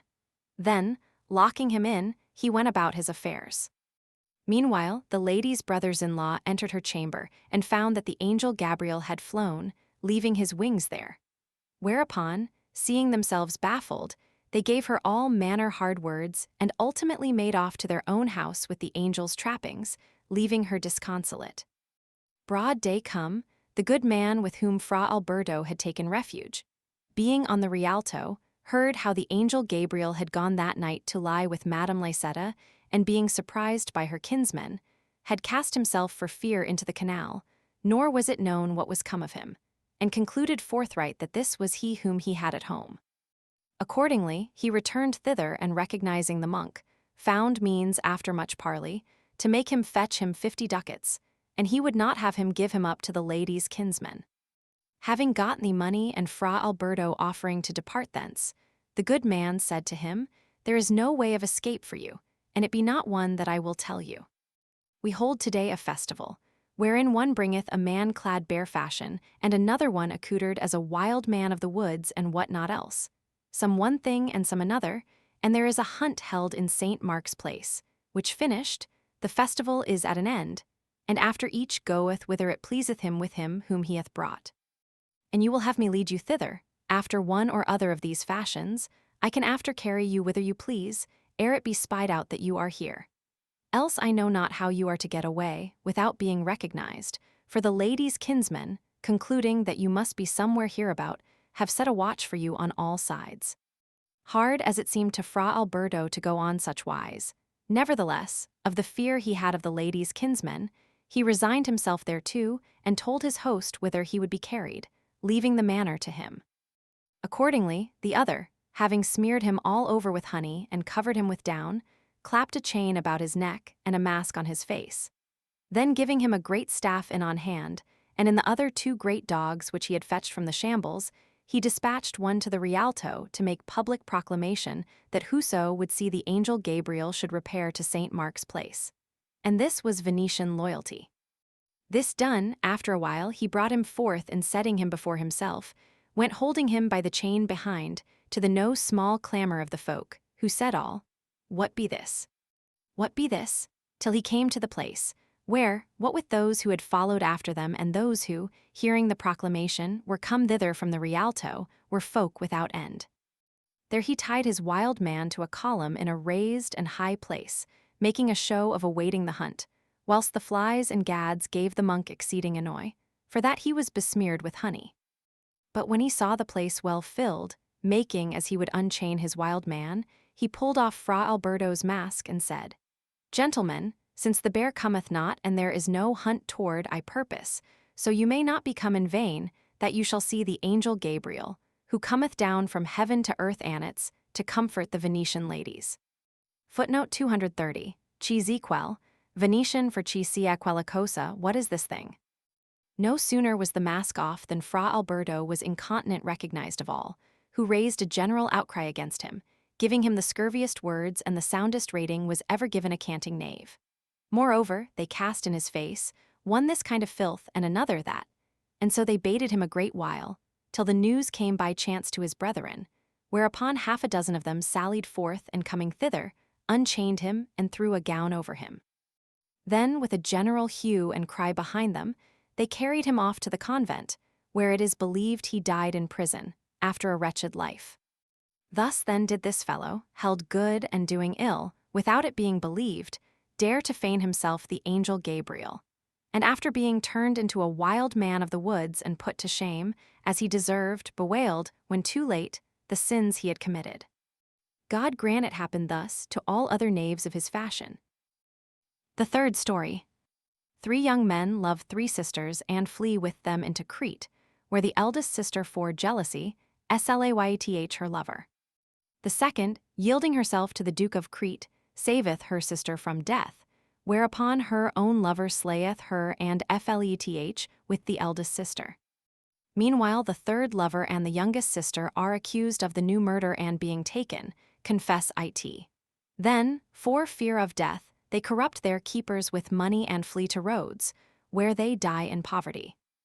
Philostrato, having heard the end of Pampinea's story, bethought himself a while, and presently, turning to her, said, "There was some little that was good, and that pleased me in the ending of your story, but there was overmuch before that which gave occasion for laughter, and which I would not have had there."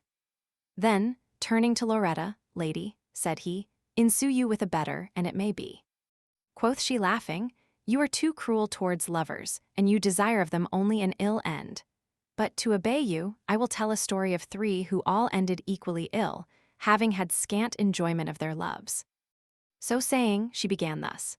"Young ladies, as you should manifestly know, every vice may turn to the grievous hurt of whoso practiseth it, and often of other folk also.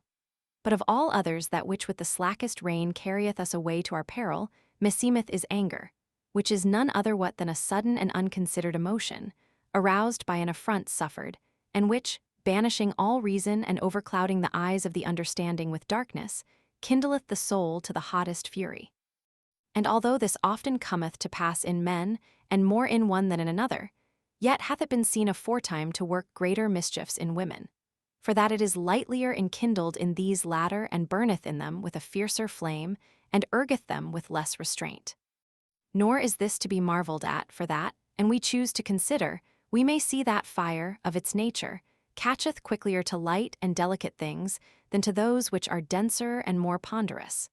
And we women, indeed let men not take it ill, are more delicately fashioned than they and far more mobile. Wherefore, seeing that we are naturally inclined thereunto, and considering, after how our mansuetude and our loving kindness are of repose and pleasance to the men with whom we have to do, and how big with harm and peril our anger and fury, I purpose, to the intent that we may with a more steadfast mind keep ourselves from these latter, to show you by my story how the loves of 3 young men, and as many ladies came, as I said before, to an ill end, becoming through the ire of one of the latter. From happy most unhappy. Footnote 231, i.e. semble, and you would wish them naught but an ill end. Marseille is, as you know, a very ancient and noble city, situate in Provence on the seashore, and was once more abounding in rich and great merchants than it is nowadays. Among the latter was one called Narnold Cloata, a man of mean extraction, but of renowned good faith and a loyal merchant, rich beyond measure in lands and moneys, who would buy a wife of his several children, whereof the 3 eldest were daughters. 2 of these latter, born at a birth, were 15 and the third 14 years old, nor was aught awaited by their kinsfolk to marry them but the return of Narnold, who was gone into Spain with his merchandise. The names of the 2 elder were the one Ninetta and the other Magdalena, and the third called Bertella. Of Ninetta, a young man of gentle birth, though poor, called Ristagnan, was enamored as much as man might be, and she of him, and they had contrived to do on such wise that, without any knowing it, they had enjoyment of their loves. They had already a pretty while enjoyed this satisfaction when it chanced that 2 young companions, named the one Falco and the other Aghetto, whose fathers were dead, leaving them very rich, fell in love, the one with Magdalena and the other with Bertella. Ristagnan, noting this, it having been shown him of Ninetta, bethought himself that he might make shift to supply his own lack by means of the newcomer's love. Accordingly, he clapped up an acquaintance with them, so that now one, now the other of them accompanied him to visit their mistresses and his. And when him seemed he was grown privy enough with them and much their friend, he called them one day into his house and said to them, Dearest youths, our commerce should have certified you how great is the love I bear you, and that I would do for you that which I would do for myself. And for that I love you greatly, I purpose to discover to you that which hath occurred to my mind, and you and I together will after take such counsel thereof as shall seem to you best. You and your words lie not, and for that to boot which meseemeth I have apprehended by your deeds, both daily and nightly, burn with an exceeding passion for the 2 young ladies beloved of you, as do I for the third their sister. And to this ardor, and you will consent thereunto, my heart giveth me to find a very sweet and pleasing remedy, the which is as follows. You are both very rich, which I am not. Now, if you will agree to bring your riches into a common stock, making me a third sharer with you therein, and determine in which part of the world we shall go lead a merry life with our mistresses, my heart warranteth me I can without fail so do that the 3 sisters, with a great part of their father's good, will go with us whithersoever we shall please. And there, each with his wench, like 3 brothers, we may live the happiest lives of any men in the world. It resteth with you now to determine whether you will go about to solace yourself in this, or leave it be. The 2 young men, who were beyond measure inflamed, hearing that they were to have their lasses, were not long in making up their minds, but answered that, so this should ensue, they were ready to do as he said. Ristagnan, having gotten this answer from the young men, found means a few days after to foregather with Ninetta, to whom he could not come without great unease, and after he had abidden with her a while, he told her what he had proposed to the others, and with many arguments studied to commend the emprise to her. This was little uneath to him, seeing that she was yet more desirous than himself to be with him without suspect.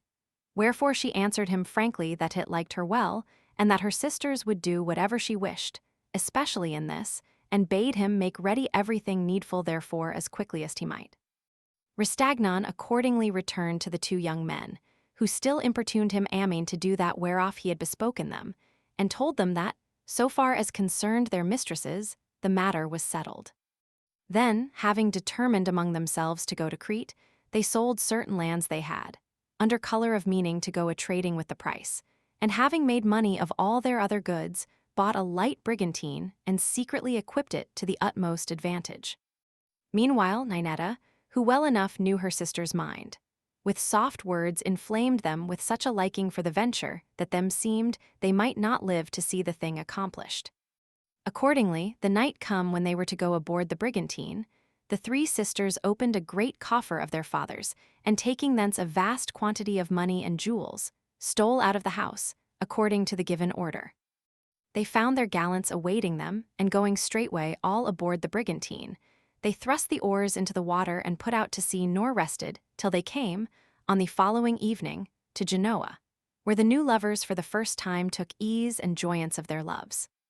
Their having refreshed themselves with that whereof they had need, they set out again, and sailing from port to port, came, ere it was the 8th day, without any hindrance, to Crete, where they bought great and goodly estates near Candia, and made them very handsome and delightsome dwelling houses thereon. Here they fell to living like lords, and passed their days in banquets and joyance and merrymaking, the happiest men in the world, they and their mistresses, with great plenty of servants and hounds and hawks and horses. Abiding on this wise, it befell, even as we see it happen all day long that, how much soever things may please, they grow irksome, and one have over great plenty thereof, that Ristagnan, who had much loved Ninetta, being now able to have her at his every pleasure without let or hindrance, began to weary of her, and consequently his love for her began to wane.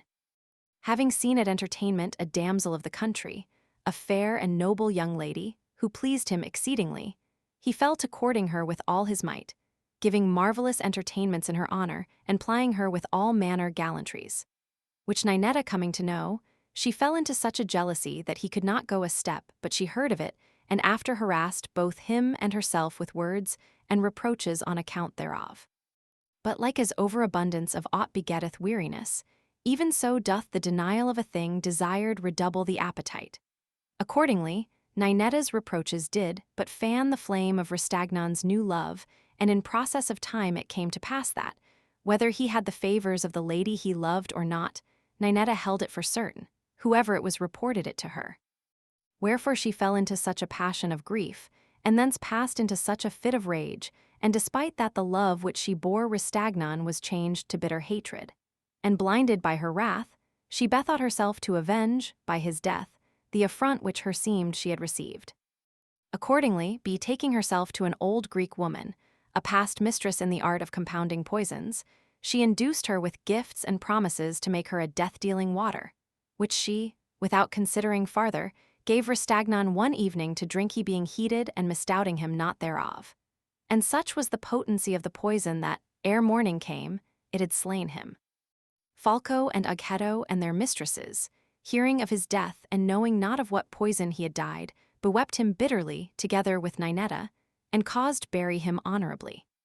But not many days after it chanced that the old woman, who had compounded the poisoned water for Ninetta, was taken for some other misdeed, and being put to the torture, confessed to this amongst her other crimes, fully declaring that which had betided by reason thereof. Whereupon the Duke of Crete, without saying aught of the matter, beset Falco's palace by surprise one night, and without any noise or gainsale, carried off Ninetta prisoner, from whom, without putting her to the torture, he readily got what he would know of the death of Ristagnan. Footnote 235. Sic dici velino fos morto, but this is probably a copyist's error for ci di velino fos morto, i.e. that he had died of poison. Falco and Ughetto, and from them their ladies, had privy notice from the Duke why Ninetta had been taken, the which was exceeding grievous to them, and they used their every endeavor to save her from the fire, whereto they doubted not she would be condemned, as indeed she richly deserved. But all seemed vain, for that the Duke abode firm in willing to do justice upon her.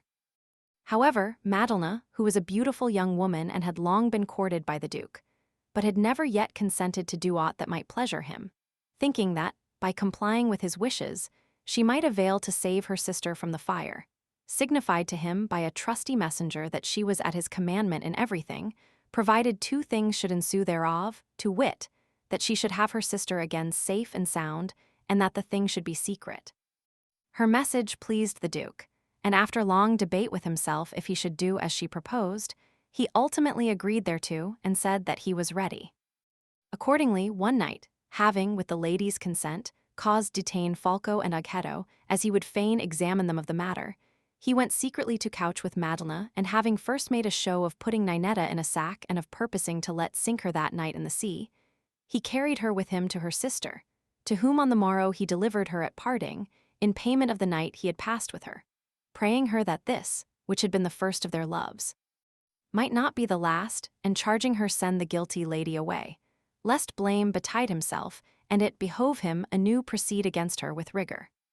Next morning, Falco and Aghetto, having heard that Ninetta had been sacked overnight, and believing it, were released and returned home to comfort their mistresses for the death of their sister. However, for all Madalna could do to hide her, Falco soon became aware of Ninetta's presence in the palace, whereat he marveled exceedingly, and suddenly waxing suspicious that he had heard of the Duke's passion for Madalna, asked the latter how her sister came to be there. Madalna began a long story, which she had devised to account to him therefore, but was little believed of her lover, who was shrewd and constrained her to confess the truth, which, after long parley, she told him. Falco, overcome with chagrin and inflamed with rage, pulled out a sword and slew her, whilst she in vain besought mercy. Then, fearing the wrath and justice of the Duke, he left her dead in the chamber, and repairing whereas Ninetta was, said to her, with a feigned air of cheerfulness, "Quick, let us be gone whither it hath been appointed of thy sister that I shall carry thee, so thou mayst not fall again into the hands of the Duke." Ninetta, believing this and eager in her fearfulness to be gone, set out with Falco, it being now night, without seeking to take leave of her sister. Whereupon he and she, with such moneys, which were but few as he could lay hands on, betook themselves to the seashore and embarked on board a vessel, nor was it ever known whither they went. On the morrow, Madalna being found murdered, there were some who, of the envy and hatred they bore to Aghetto, forthright gave notice thereof to the Duke. Whereupon the latter, who loved Madalna exceedingly, ran furiously to the house, and seizing Aghetto and his lady, who as yet knew nothing of the matter, to wit, of the departure of Falco and Ninetta, constrained them to confess themselves guilty, together with Falco, of his mistress's death. They, apprehending with reason death in consequence of this confession, with great pains corrupted those who had them in keeping, giving them a certain sum of money, which they kept hidden in their house against urgent occasions, and embarking with their guards, without having leisure to take any of their goods, fled by night to Rhodes, where they lived no great while after in poverty and distress. To such a pass, then, did Ristagnon's mad love and Ninetta's rage bring themselves and others. The fourth story. Giovanni, against the plighted faith of his grandfather, King Guglielmo of Sicily, attached a ship of the king of Tunis to carry off a daughter of His, who being put to death of those on board, he slayeth these latter and is after himself beheaded. Loretta, having made an end of her story, was silent, whilst the company bewailed the ill hap of the lovers, some blaming Ninetta's anger and one saying one thing and another, till presently the king, raising his head, as if aroused from deep thought, signed to Alyssa to follow on. Whereupon she began modestly, "Charming ladies, there are many who believe that love launcheth his shafts only when enkindled of the eyes, and make mock of those who hold that one may fall in love by hearsay. But that these are mistaken will very manifestly appear in a story that I purpose to relate, wherein you will see that report not only wrought this, without the lovers having ever set eyes on each other, but it will be made manifest to you that it brought both the one and the other to a miserable death. Guglielmo, the second, king of Sicily, had, as the Sicilians pretend, 2 children, a son called Ruggieri and a daughter called Costanza. The former, dying before his father, left a son named Gerbino, who was diligently reared by his grandfather and became a very goodly youth and a renowned for prowess and courtesy. Nor did his fame abide confined within the limits of Sicily, but, resounding in various parts of the world, was nowhere more glorious than in Barbary, which in those days was tributary to the king of Sicily. Amongst the rest to whose ears came the magnificent fame of Gerbino's valor and courtesy was a daughter of the king of Tunis, who, according to the report of all who had seen her, was one of the fairest creatures ever fashioned by nature and the best bred, and of a noble and great soul. She, delighting to hear tell of men of valor, with such goodwill received the tales recounted by one and another of the deeds valiantly done of Gerbino, and they so pleased her that, picturing to herself the prince's fashion, she became ardently enamored of him and discoursed more willingly of him than of any other, and hearkened to whoso spoke of him. On the other hand, the great renown of her beauty and worth had won to Sicily, as elsewhither, and not without great delight, nor in vain had it reached the ears of Gerbino. Nay, it had inflamed him with love of her, no less than that which she herself had conceived for him. Wherefore, desiring beyond measure to see her, against he should find a colorable occasion of having his grandfather's leave to go to Tunis, he charged his every friend who went thither to make known to her, as best he might, his secret and great love, and bring him news of her. This was very dexterously done by one of them, who, under pretense of carrying her women's trinkets to view, as do merchants, throughly discovered Gerbino's passion to her, and avouched the prince and all that was his to be at her commandment. The princess received the messenger and the message with a glad flavor, and answering that she burnt with like love for the prince, sent him one of her most precious jewels in token thereof. This Gerbino received with the utmost joy wherewith one can receive whatsoever precious thing, and wrote to her once and again by the same messenger, sending her the most costly gifts and holding certain treaties with her, whereby they should have seen and touched one another, had fortune but allowed it. But things going thus, and somewhat farther than was expedient, the young lady on the one hand, and Gerbino on the other burning with desire, it befell that the king of Tunis gave her in marriage to the king of Granada, whereat she was beyond measure chagrined, bethinking herself that not only should she be separated from her lover by long distance, but was like to be altogether parted from him. And had she seen a means thereto, she would gladly, so this might not betide, have fled from her father and betaken herself to Gerbino. Gerbino, in like manner, hearing of this marriage, was beyond measure sorrowful therefore, and often bethought himself to take her by force, if it should chance that she went to her husband by sea.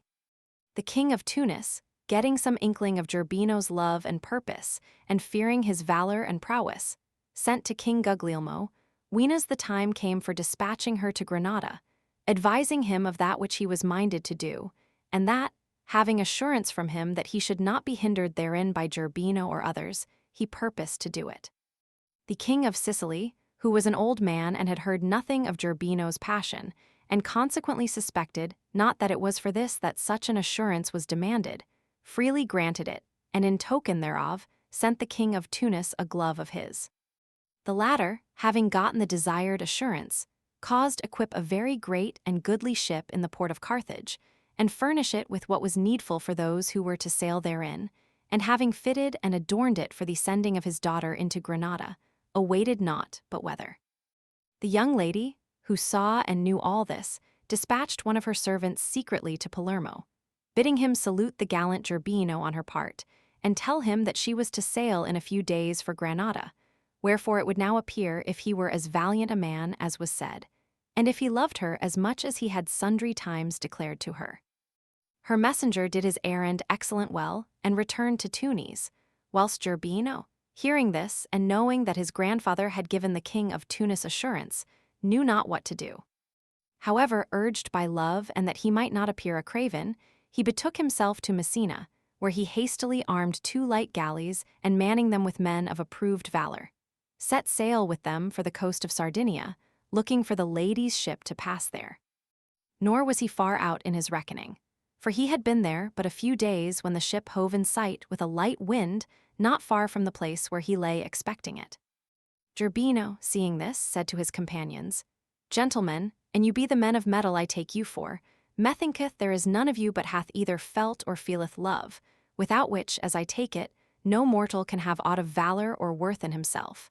And if you have been or are enamored, it will be an easy thing to you to understand my desire. I love, and love hath moved me to give you this present pains. And she whom I love is in the ship which you see becalmed yonder, and which, beside that thing which I most desire, is full of very great riches. These latter, and ye be men of valor, we may with little difficulty acquire, fighting manfully. Of which victory I desire nothing to my share save one sole lady, for whose love I have taken up arms, everything else shall freely be yours. Come then, and let us right boldly assail the ship. God is favorable to our emprise, and holdeth it here fast, without vouchsafing it a breeze. The gallant Gerbino had no need of many words, for that the Messinese, who were with him being eager for plunder, were already disposed to do that unto which he exhorted them. Wherefore, making a great outcry at the end of his speech, that it should be so, they sounded the trumpets, and catching up their arms, thrust the oars into the water and made for the Tunis ship. They who were aboard this latter, seeing the galleys coming afar off and being unable to flee, made ready for defense. The gallant Gerbino accosting the ship, let command that the masters thereof should be sent on board the galleys, and they had no mind to fight. But the Saracens, having certified themselves who they were and what they sought, declared themselves attacked of them against the faith plighted them by King Guglielmo. In token whereof they showed the latter's glove, and altogether refused to surrender themselves, save for stress of battle, or to give them aught that was in the ship.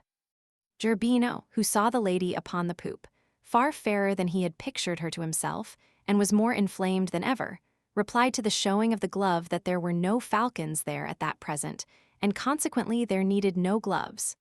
Wherefore, and they chose not to give up the lady, they must prepare to receive battle. Accordingly, without further parley, they fell to casting shafts and stones at one another, and on this wise they fought a great while, with loss on either side. At last, Gerbino, seeing that he did little to the purpose, took a little vessel he had brought with him out of Sardinia, and setting fire therein, thrust it with both the galleys aboard the ship. The Saracens, seeing this and knowing that they must of necessity surrender or die, fetched the king's daughter, who wept below on deck, and brought her to the ship's prow. Then, calling Gerbino, they butchered her before his eyes, what while she called for mercy and succor, and cast her into the sea, saying, Take her. We give her to thee, such as we may and such as thine unfaith hath merited. Gerbino, seeing their barbarous deed, caused lay himself alongside the ship, and recking not of shaft or stone, boarded it, as if courting death, in spite of those who were therein. Then even as a hungry lion, coming among a herd of oxen, slaughtereth now this, now that, and with teeth and claws sateth rather his fury than his hunger, sword in hand, hewing now at one, now at another, he cruelly slew many of the Saracens. After which, the fire now waxing in the enkindled ship, he caused the sailors fetch thereout what they might, in payment of their pains, and descended thence, having gotten but a sorry victory over his adversaries. Then, letting take up the fair lady's body from the sea, long and with many tears he bewept it, and steering for Sicily, buried it honorably in Ustica, a little island over against Trapani. After which he returned home, the woefulest man alive. The king of Tunis, hearing the heavy news, sent his ambassadors, clad all in black, to King Guglielmo, complaining of the ill observance of the faith which he had plighted him. They recounted to him how the thing had passed, whereat King Guglielmo was sore incensed, and seeing no way to deny them the justice they sought, caused take Gerbino.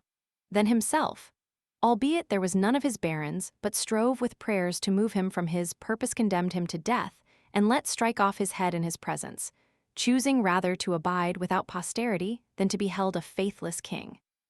Thus, then, as I have told you, did these two lovers within a few days die miserably a violent death, without having tasted any fruit of their loves. The fifth story. Lisabttas brothers slay her lover, who apparth to her in a dream, and showth her where he is buried, whereupon she privily disintrrth his head, and sttth it in a pot of basil. Therover making moan a great while every day. Her brothers take it from her, and she, for grief dieth a little thereafterward. Footnote 240. This is the proper name of the heroine of the story, immortalized by Keats as Isabella or the pot of basil, and is one of the many forms of the name Elisabetta, Elizabeth, Isabetta, and Isabella being others. Some texts of the Decameron call the heroine Isabetta, but in the heading only, all with which I am acquainted agreeing in the use of the form Lisabetta in the body of the story. Elissa's tale being ended and Sumdel commended of the king, Philomena was bidden to discourse, who, full of compassion for the wretched Gerbino and his mistress, after a piteous sigh, began thus.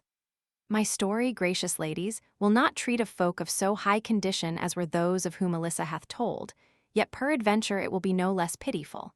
And what brought me in mind of it was the mention, a little before, of Messina, where the case befell.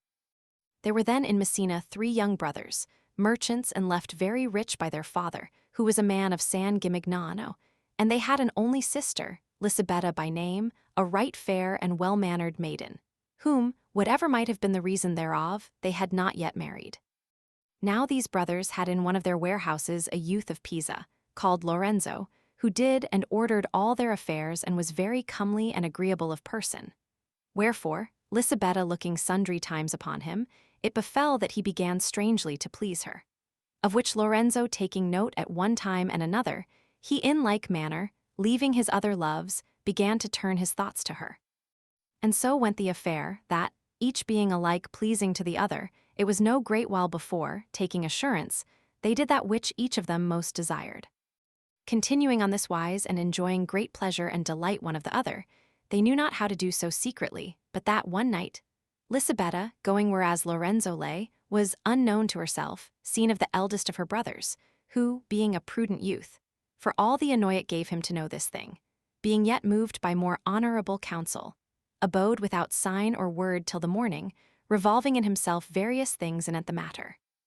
The day being come, he recounted to his brothers that which he had seen the past night of Lisabetta and Lorenzo, and after long advisement with them, determined, so that neither to them nor to their sister should any reproach ensue thereof, to pass the thing over in silence and feign to have seen and known nothing thereof till such time as, without hurt or unease to themselves, they might avail to do away this shame from their sight, ere it should go farther. In this mind abiding and devising and laughing with Lorenzo as was their wont, it befell that one day, feigning to go forth the city, all 3, a-pleasuring, they carried him with them to a very lonely and remote place. And there, the occasion offering, they slew him, whilst he was off his guard, and buried him on such wise that none had knowledge of it. Then, returning to Messina, they gave out that they had dispatched him somewhither for their occasions, the which was the lightlier credited that they were often used to send him abroad about their business. Lorenzo returning not and Lisabetta often and instantly questioning her brothers of him, as one to whom the long delay was grievous, it befell one day, as she very urgently inquired of him, that one of them said to her, What meaneth this? What hast thou to do often of him? And thou question of him with Lorenzo, that thou askest thus more, we will make thee such answer as thou deservest. Wherefore the girl, sad and grieving and fearful, she knew not of what, abode without more asking. Yet many a time annets she piteously called him and prayed him come to her, and whiles with many tears she complained of his long tarrying. And thus, without a moment's gladness, she abode expecting him alway, till one night, having sore lamented Lorenzo for that he returned not and being at last fallen asleep, weeping, he appeared to her in a dream, pale and all disordered, with clothes all rent and mouldered, and herseemed he bespoke her thus. Harkye, Lisabetta, thou dost not but call upon me, grieving for my long delay and cruelly impeaching me with thy tears. Know therefore that I may never more return to thee, for that, the last day thou saw'st me, thy brothers slew me.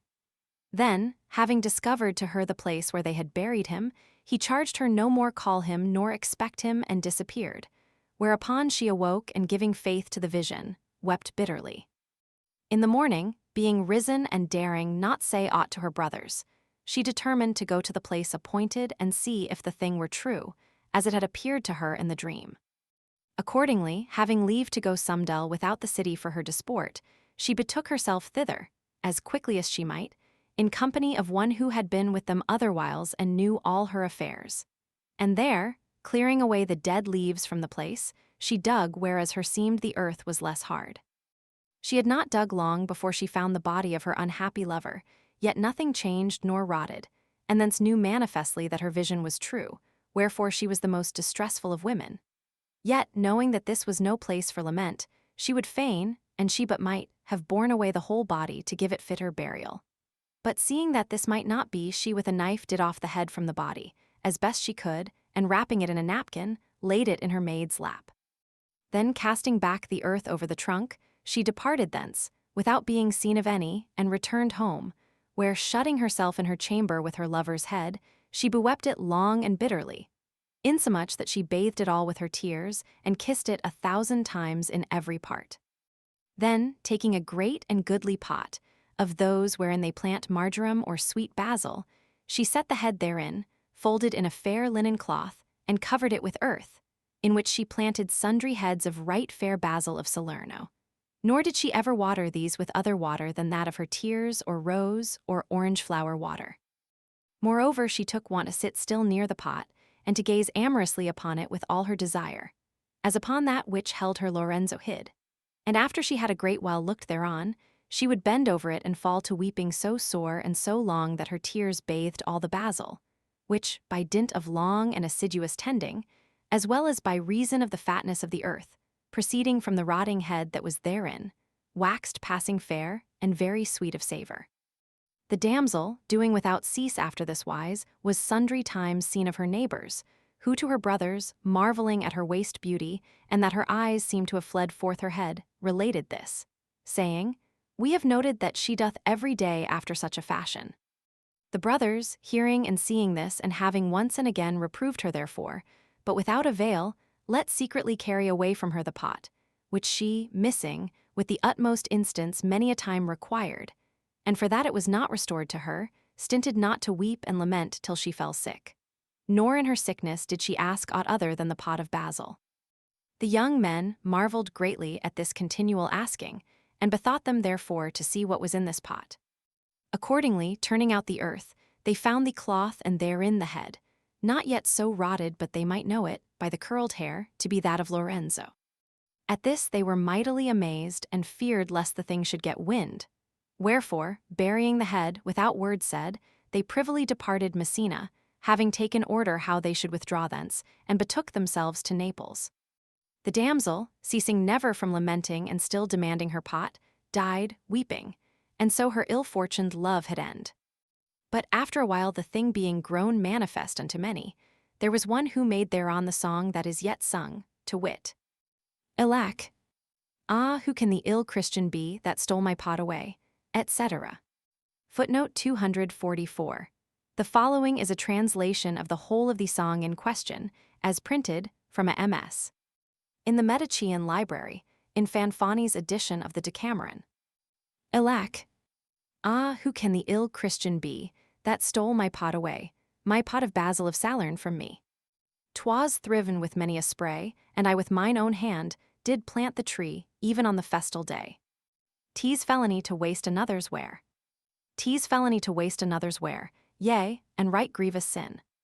And I, poor lass, that sowed myself whiler a pot with flowers therein, slept in its shade, so great it was and fair.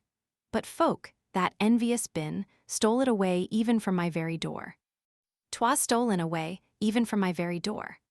Full heavy was my cheer, ah, luckless maid, would I had died for. Who brought it passing dear, yet kept ill ward thereon one day of fear. For him I loved so sore, I planted it with marjoram about. I planted it with marjoram about, when May was blithe and new, yea, thrice I watered it week in, week out, and watched how well it grew. But now, for sure, away from me 'tis tan. I now, for sure, away from me 'tis tan, I may no longer hide. Had I but known, alas, regret is vain.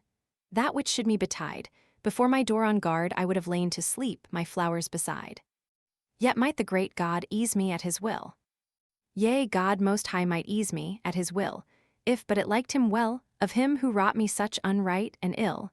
He into pangs of hell cast me who stole my basil pot, that still was full of such sweet smell. Its savour did all dole from me away. All dole its savour did from me away, it was so redolent. When, with the risen sun, at early day to water it I went, the folk would marvel all at it and say, Whence comes the sweetest scent? And I for love of it shall surely die. Yea, I for love of it shall surely die, for love and grief and pain. If one would tell me where it is, I'd buy it willingly again. 50 gold crowns, that in my pouch have I'd proffer him full fain and eke a kiss, if so it liked the swain. Footnote A, quernatal, perhaps meaning her birthday, lo giorno della festa. Footnote B, or purchased in the old sense of obtained, acquired, a cat eye.